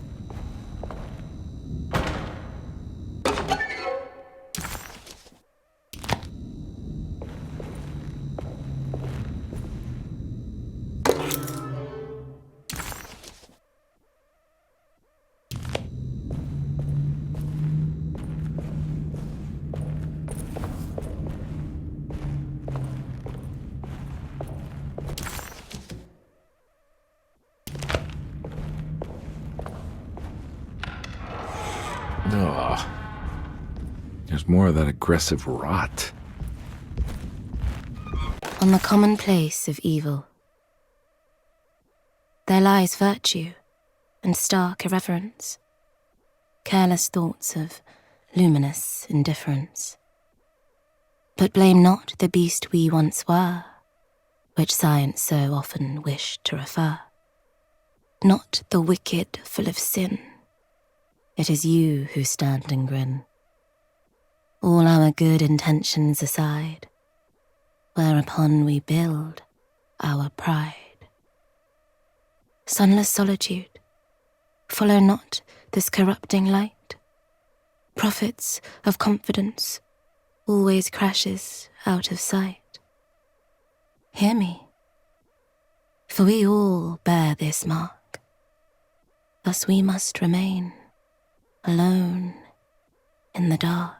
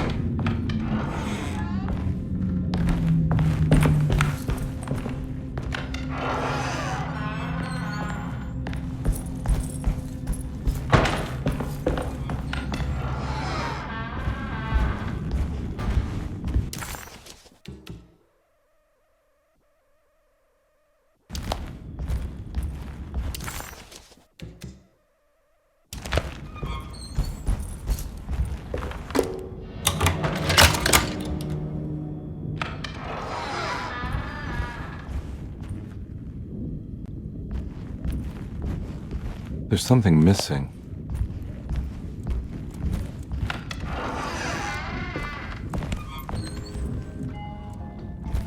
This must be that kid's room. What? Don't you worry, Grace. Go play your game, bleat and bellow with the others. I won't be jealous. There will be more masquerades. However, I would love it if you would finish my mask for the feast. With love, Ruth. She seems so familiar.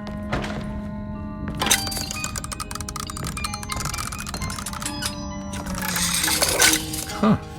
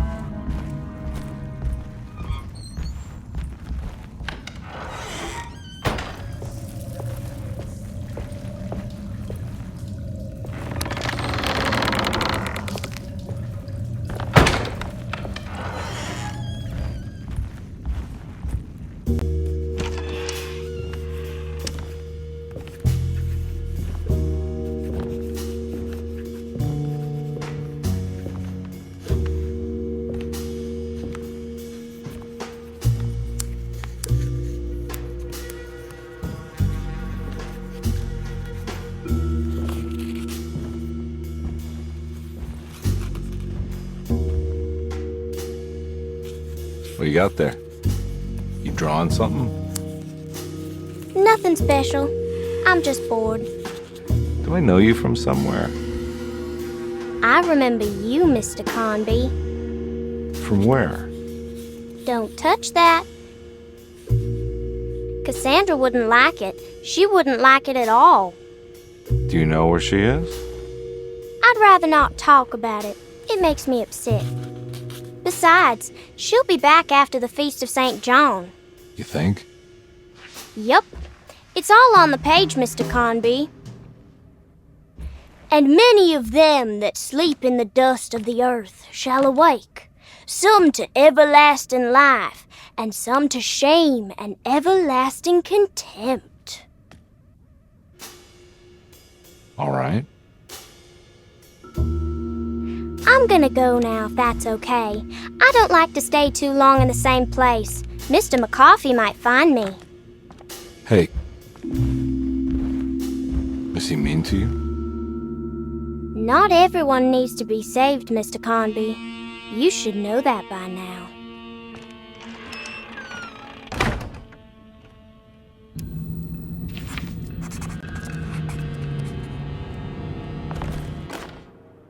Miss Beauregard, I picked up your medicine at the post office today.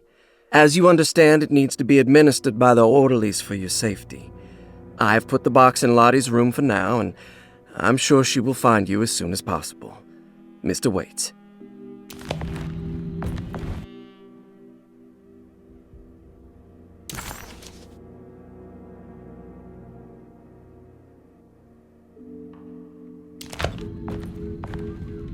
So this is where Cassandra Beauregard ended up. There's more of that rot again. Like it's guiding me to do something. But what?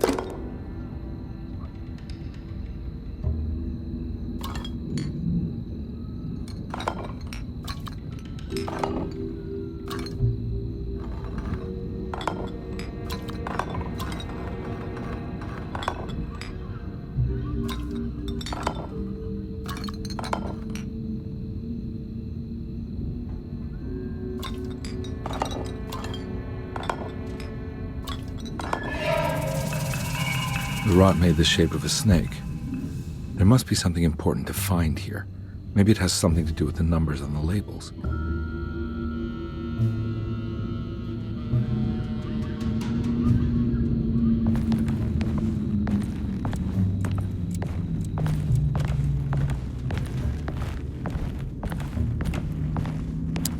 It's another one of those strange padlocks.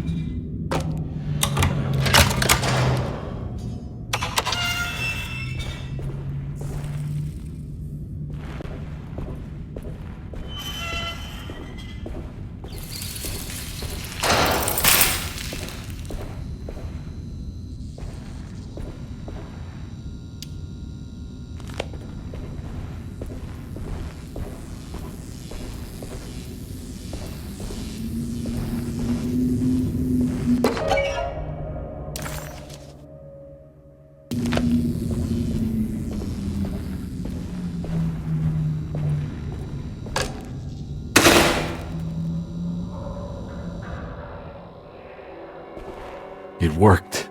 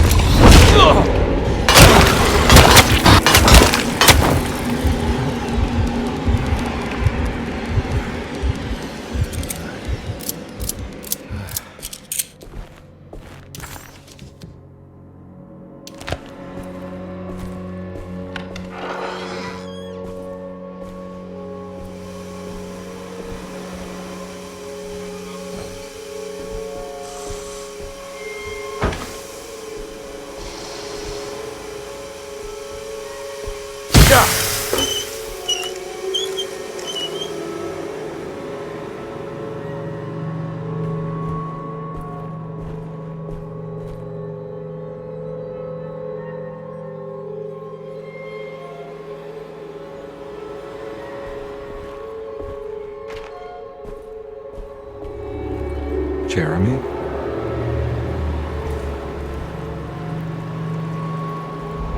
What the hell is going on here?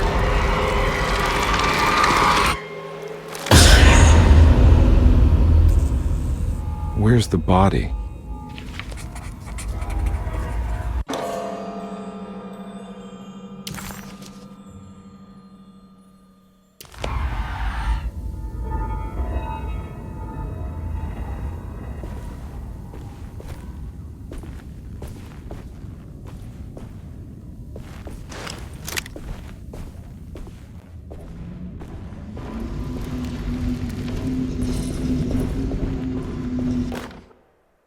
You know, Mr. Waits, I saw a piece of the plate that Liza broke. I think she's been hiding them. She's not very good at it. She just chucked it into the little room with all the tools behind the boiler. I left it there. I didn't want to...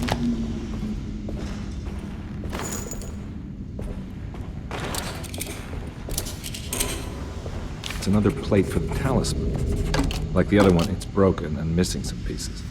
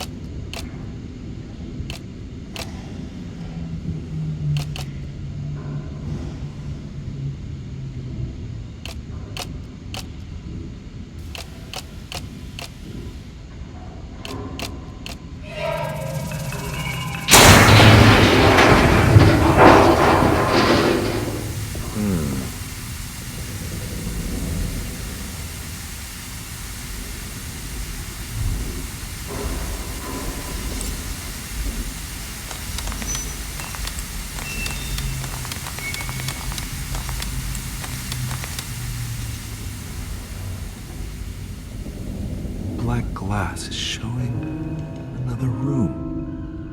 Must be a way to another one of Jeremy's memories.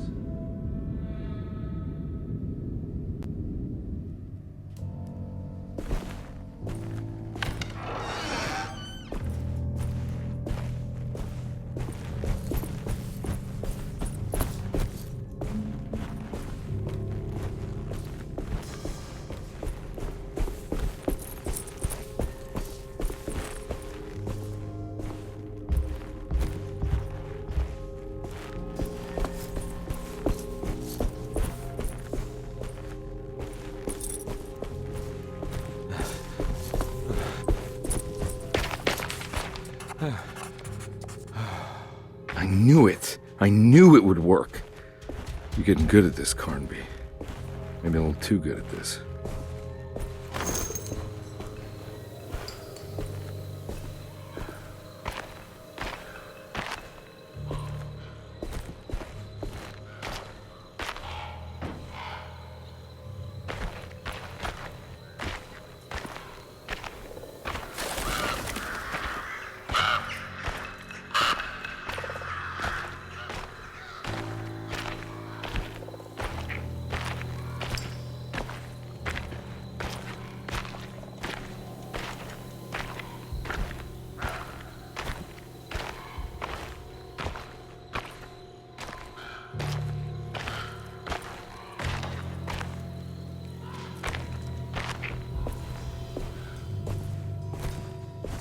The Hartwood's family crypt.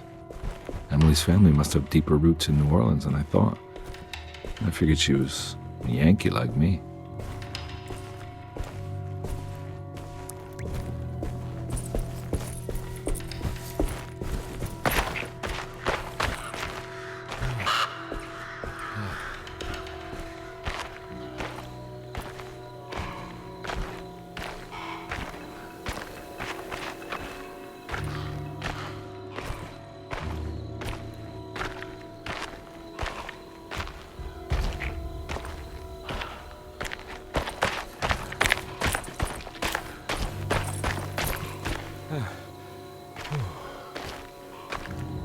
Now what do we got here?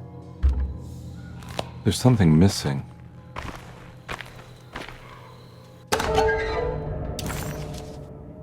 What's this?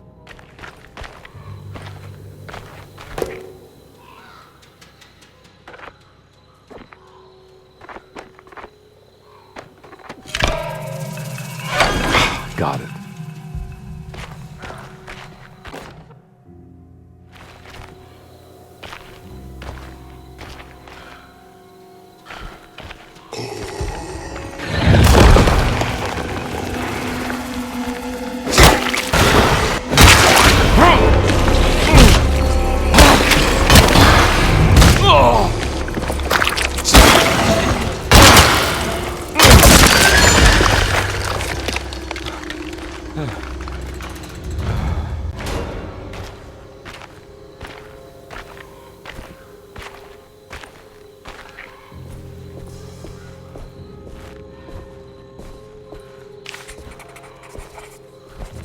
Jeremy sketched this chapel in his book, so it must be important. Looks like I'll need more medallions to open it, though.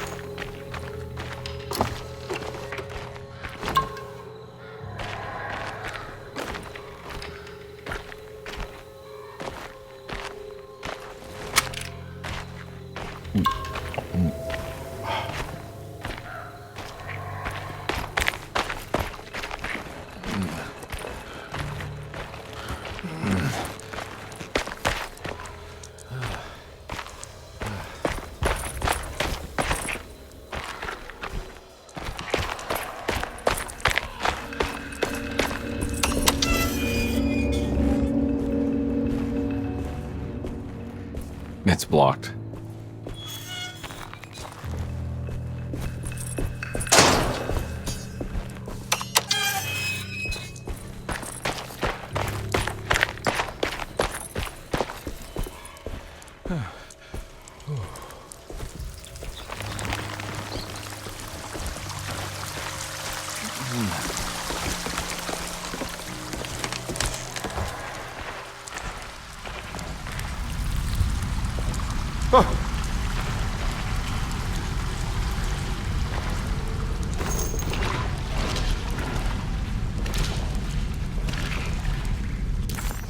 It would.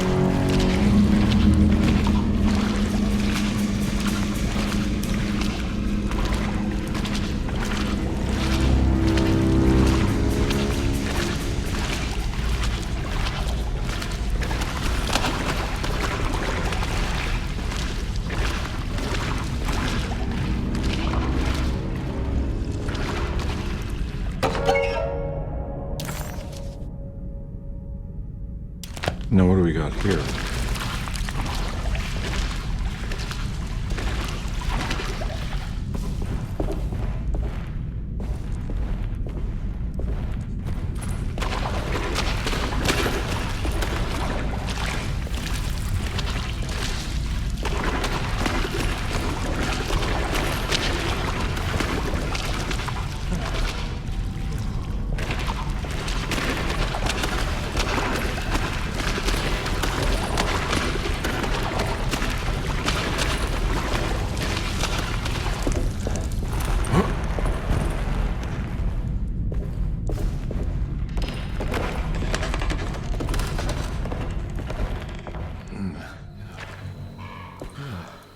Thank God that's over.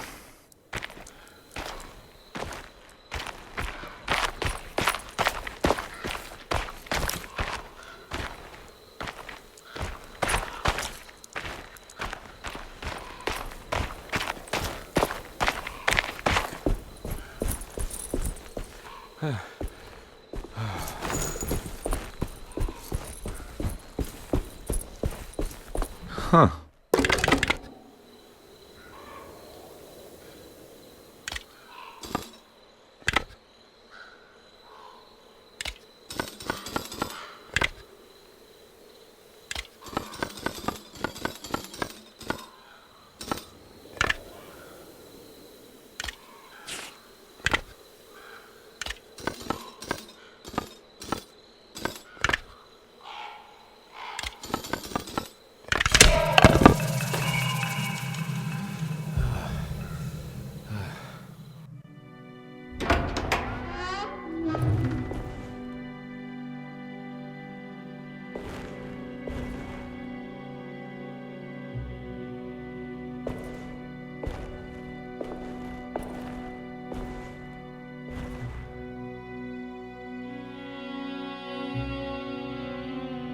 Please don't touch her.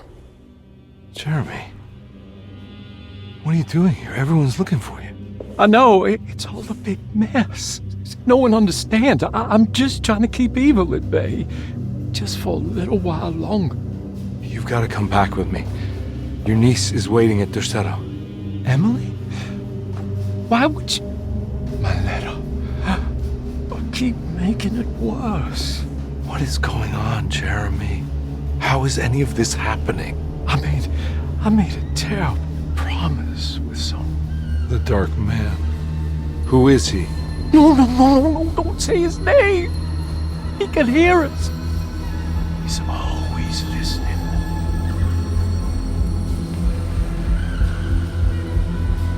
Jeremy, I need to understand what is going on.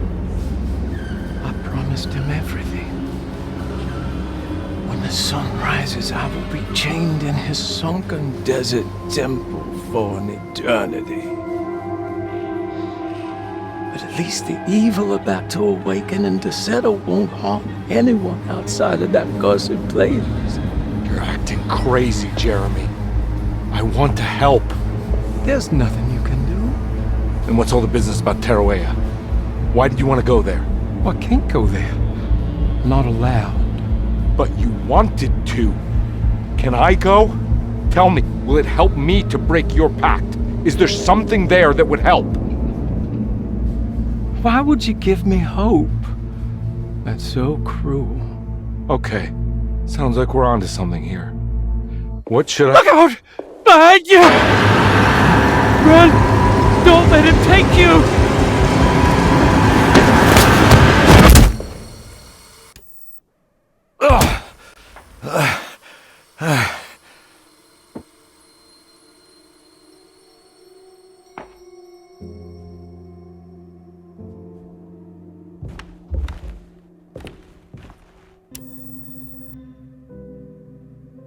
I've seen so many strange occurrences lately. Memories explode into existence and then burn out like tired glass bulb filaments.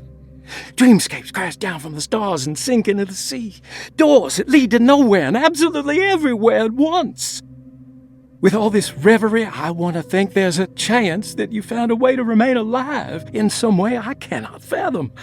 Just like I've learned to navigate with my talisman, maybe you, with all your knowledge, you somehow knew a way to find me again, perhaps in Tarawaya.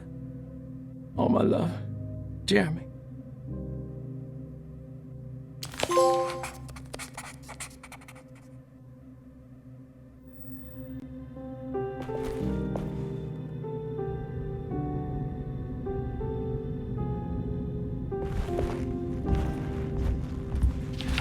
She's dead. No matter how she died, she looks peaceful now.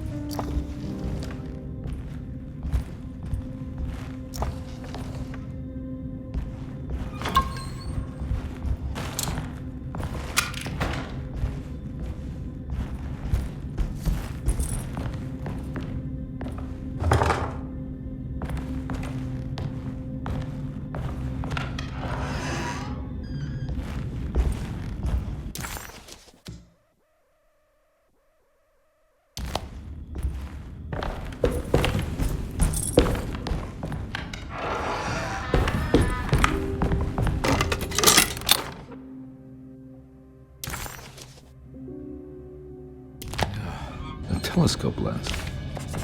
Why would he lock that up?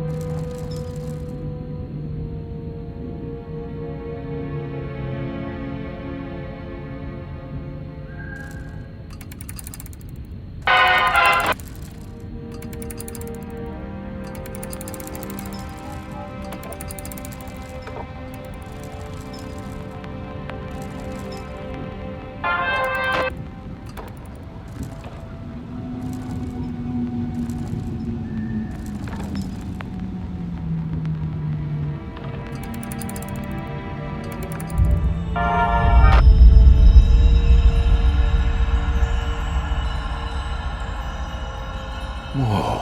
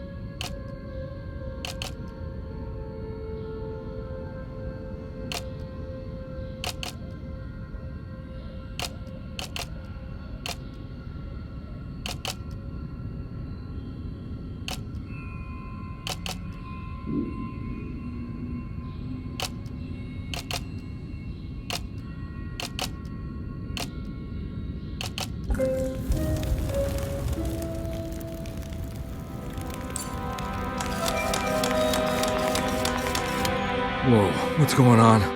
It's dialing in something all on its own and it's showing the way to another memory? Where is that?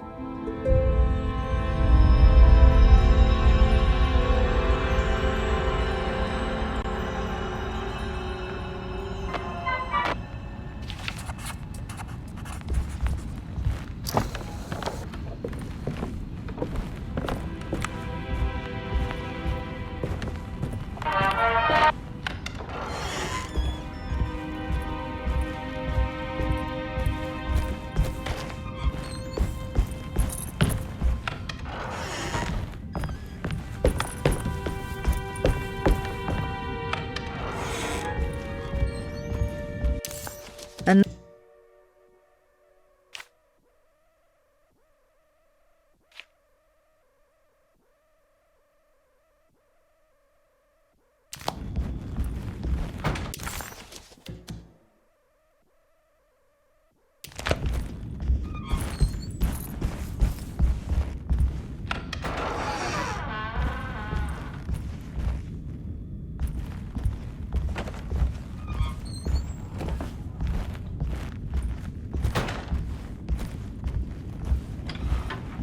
Here we go.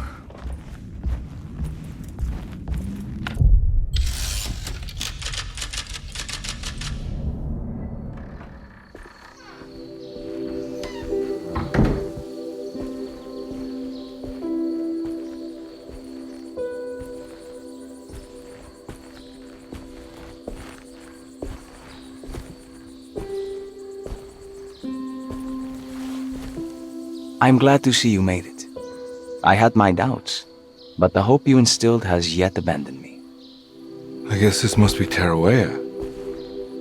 Who are you? My name is Juan Luis Jorge, and this is indeed the convent of Tarawea.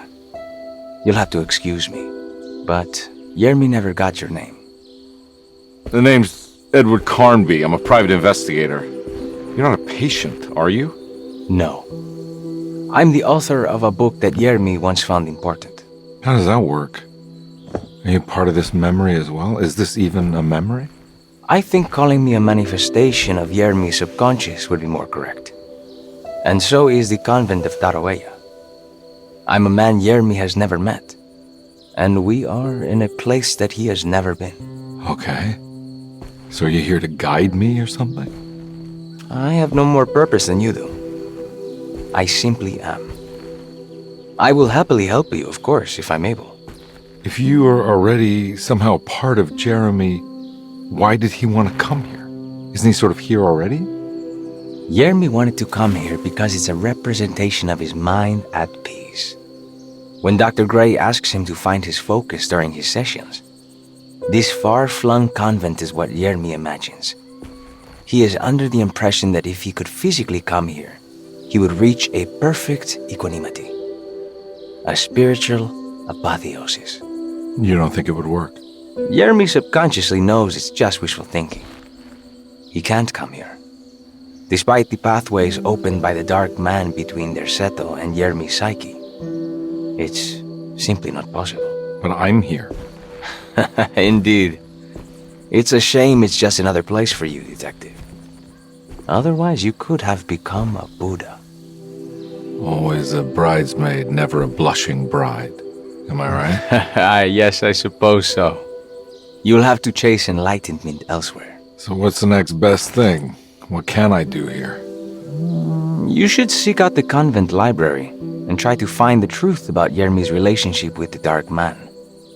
It's the sort of knowledge he represses and is unable to reflect on. Will it tell me how to break the pact? Perhaps. At least you'll have something to confront Yermi with. Wait, why can't you just tell me? I don't know such things. You'd be better off consulting the texts of Dr. Freud if you want such answers. No thanks, I hate shrinks. There is another thing you should know about the library. He is here as well. The Dark Man has been working his way through the texts for a long time. He's here? How am I supposed to get past him? Be careful, Detective. Oh, jeez, just perfect.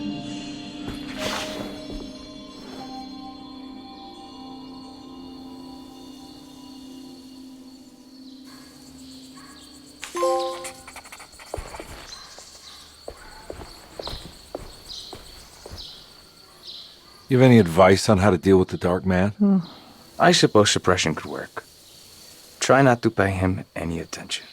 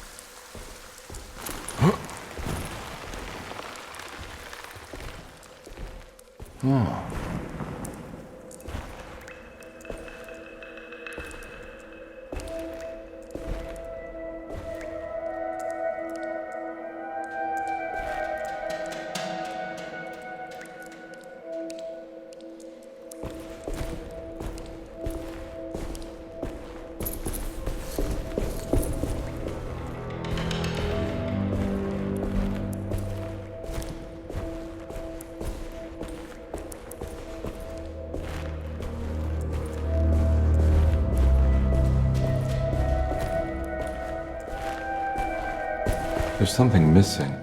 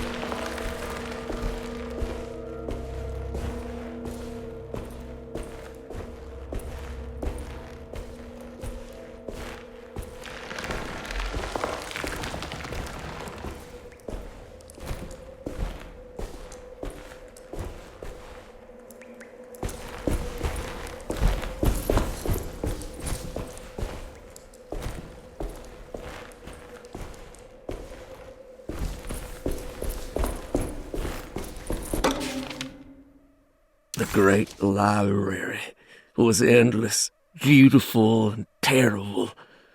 An Akashic record for the universe inside the mind of Jeremy Hartwood, now corrupted by a story forced upon him, told by a maniacal liar, an evil conjured by science and secrecy.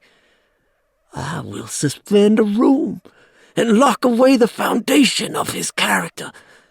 Its key will be left to the librarian, the only thing invisible to the prowler.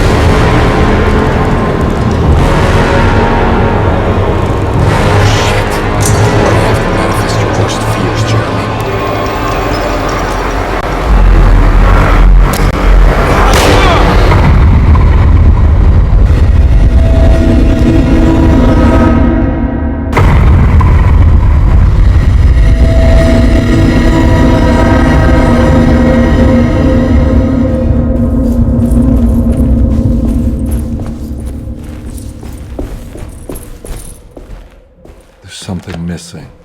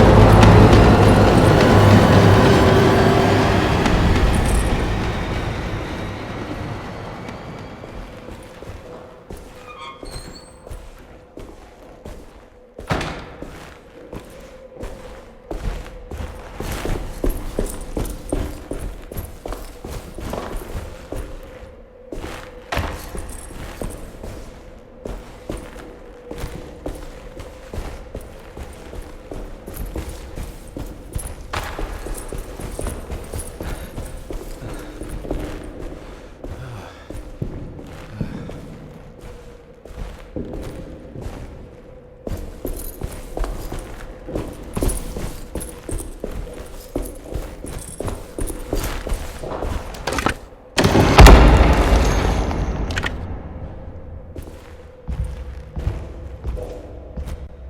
was in the hot autumn that I went through the night with the restless crowds.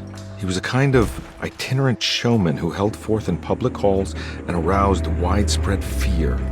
The New Orleans address of the event is lost, but I remember distinctly the Prext Shipping Company pressing their contribution. Hey.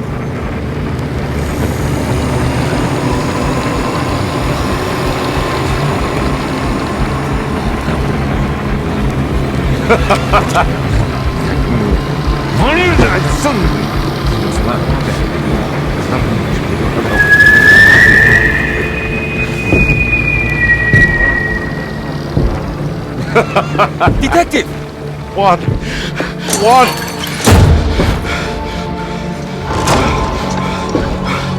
I hope you found what you were looking for. I fear there is no going back.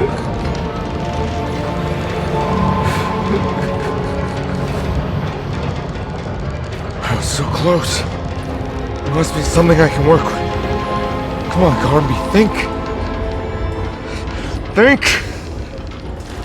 The shipping company. Prext. Right. Good luck, detective.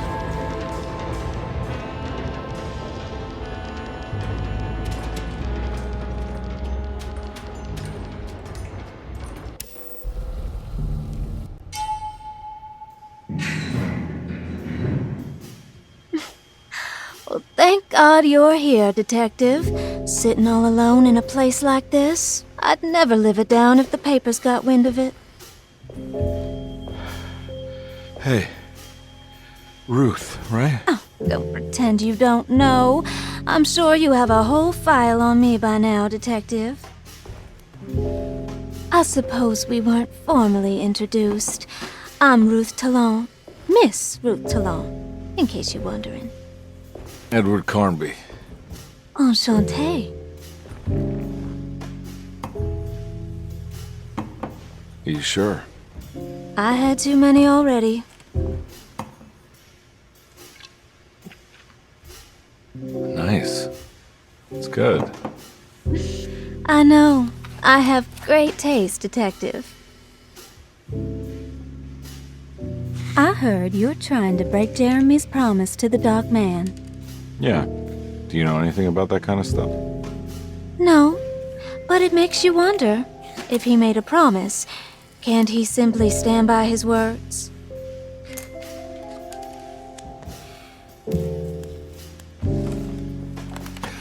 Look, I'm just trying to get Jeremy out of a bad deal, so he'll come back with us to New Orleans. Well, if all fails. What are you doing? It's a sign of submission to the Dark Man. I saw it in a dream once.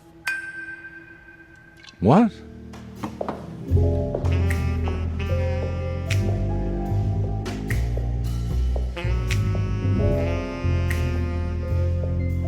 You don't know the Prext Shipping Company by any chance?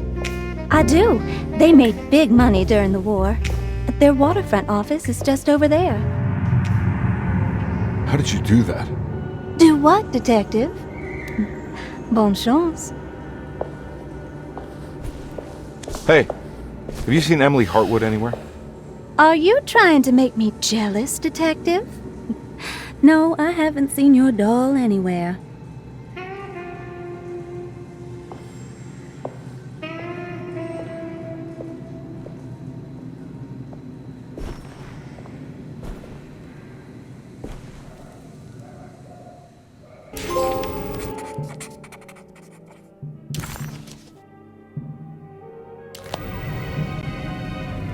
Prext Shipping Company. According to the book in Tarawea, the Dark Man is connected to a performance that Jeremy went to somewhere in New Orleans. I'm sure I can find the address inside.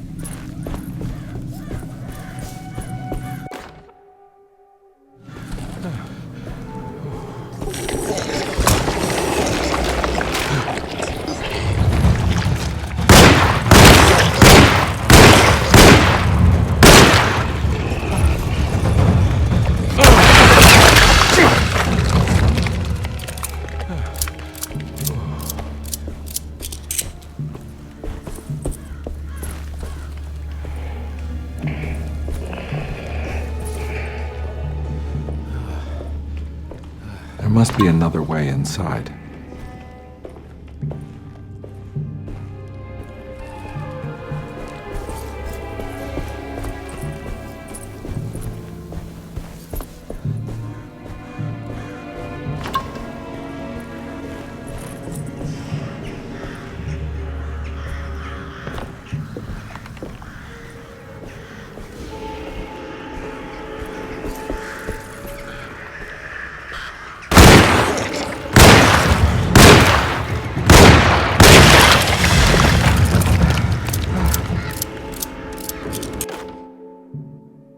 Okay.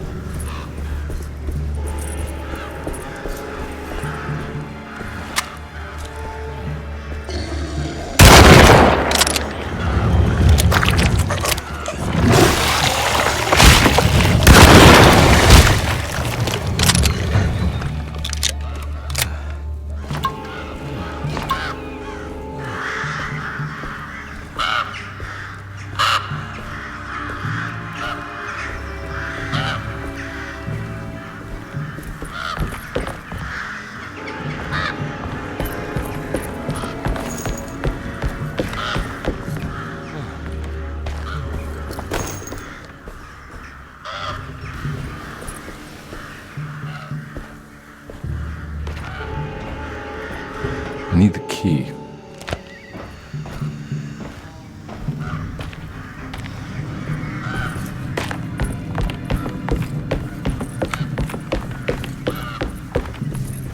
No way I can get this out of the way with my bare hands. But if I get that crane going, that should do it.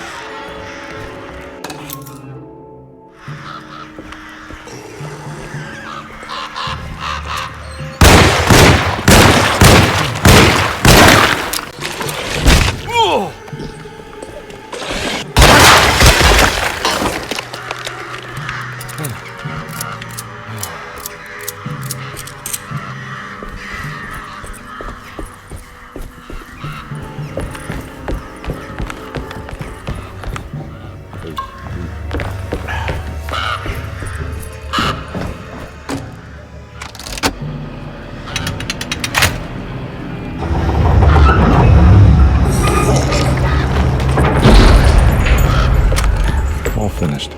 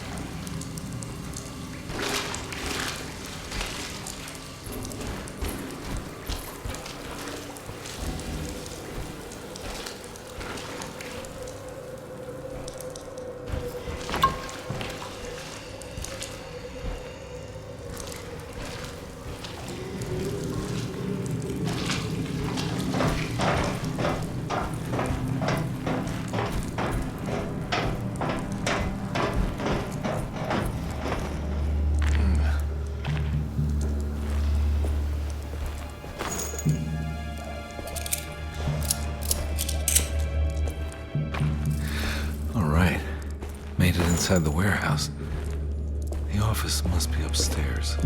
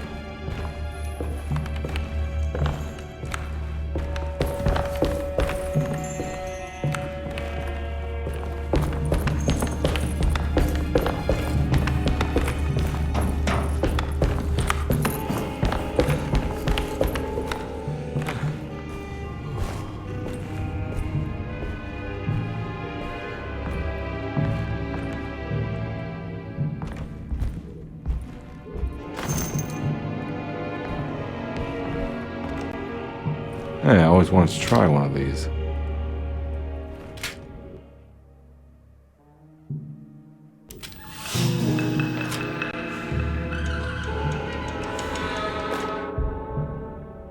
Our ship was raided while in dock. All of his things were recovered, but blood was shed. Several men were carried into the Mississippi River and drowned by ones who live in the deep. All items have now been signed and delivered. Now best keep the papers safe. What is left? Later is right, and hell is back again.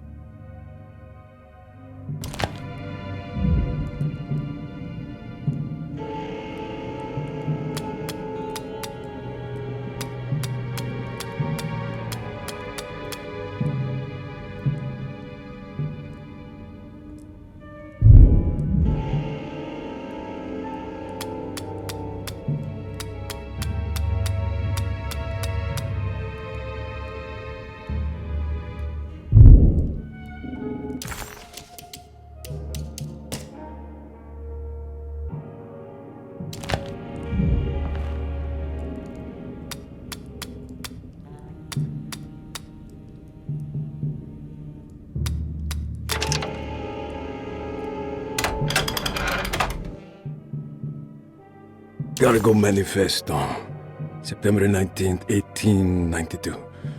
Breck Shipping Company delivered 4 steamer trunks, 1 Egyptian sarcophagus, and a large wooden crate belonging to the showman called the Black Pharaoh, performing at 18th Street. Here we go. The address where Jeremy first encountered the Dark Man.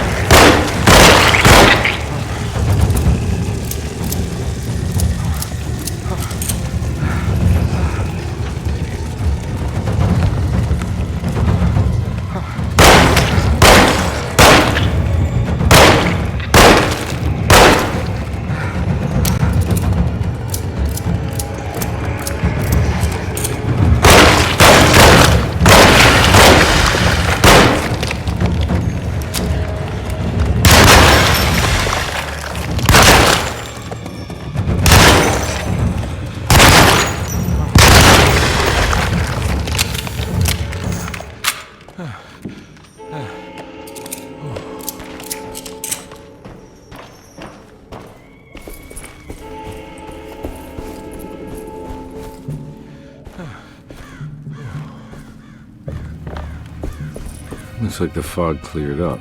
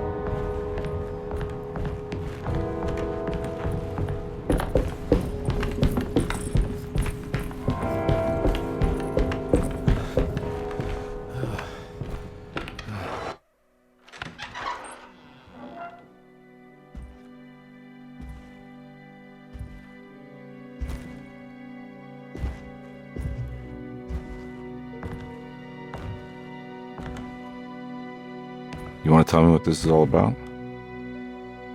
Welcome, Detective, to the greatest show this side of the Mississippi. Nyarlathotep, the Black Pharaoh, the ancient magician who lived 1,000 lives and wore 1,000 masks. I can see why you settled on calling him the Dark Man. Saves your breath. So, you got scared by a stage magician, and now he's living inside your head. You can mock me, Detective, but you would be the crazy one to think his presence can be ignored. Look where we are!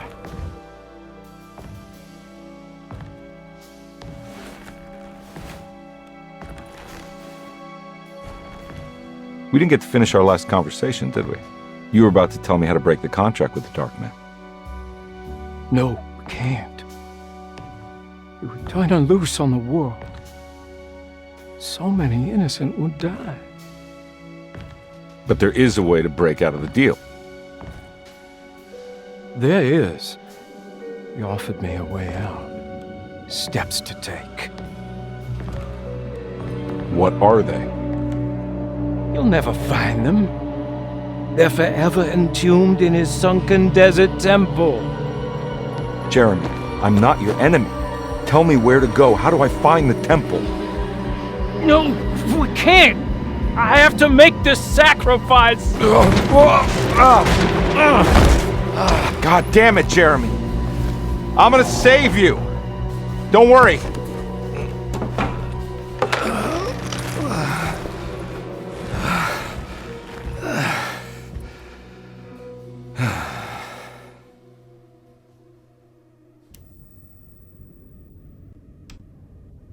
How do you save someone who doesn't want to be saved? Well, he's gonna get saved no matter what. I just need to find the temple somehow.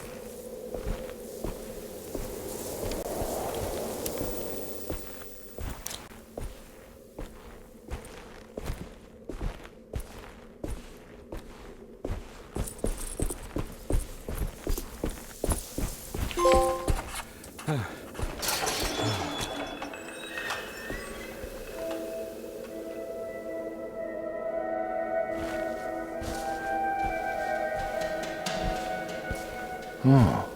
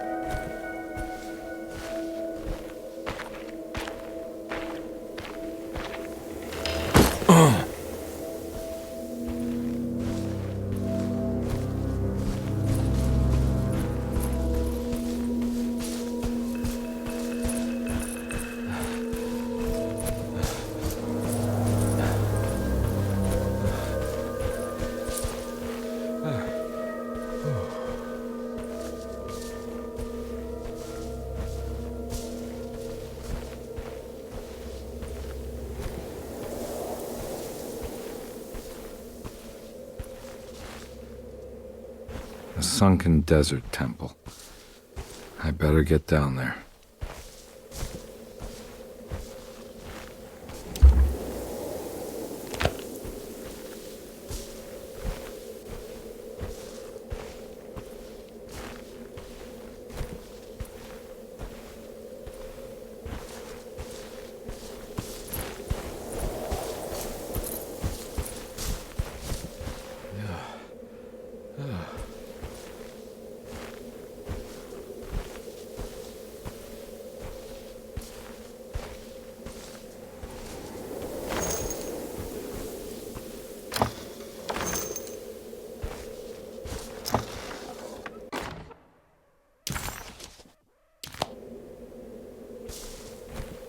The Temple of Nephron-Ka lies under our camp.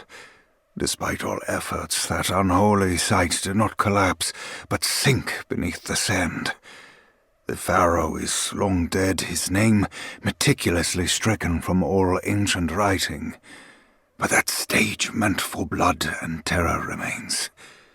The temple is said to be lightless, built to harbor all the haunters of the dark found in the very depths of our universe.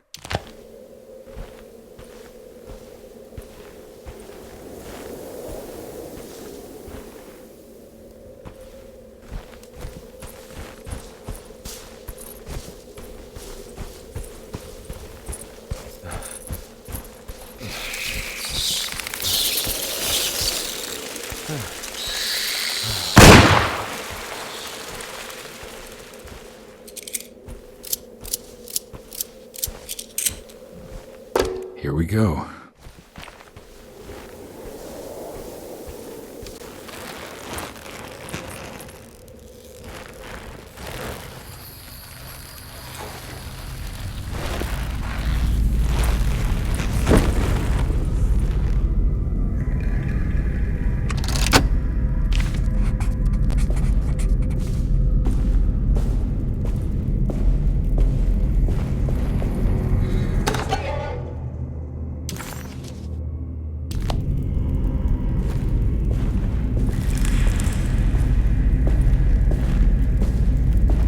Star constellation from one of Jeremy's books.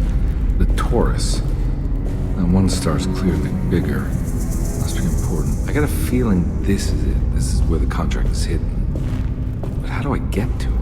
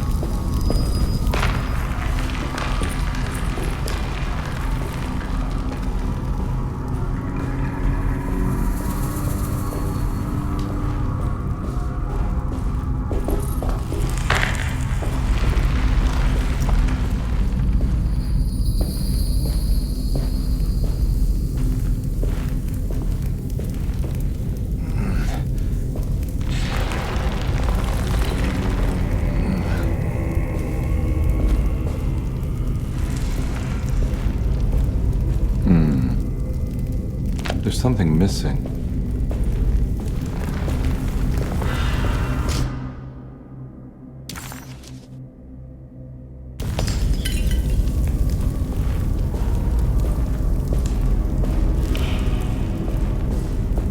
Huh.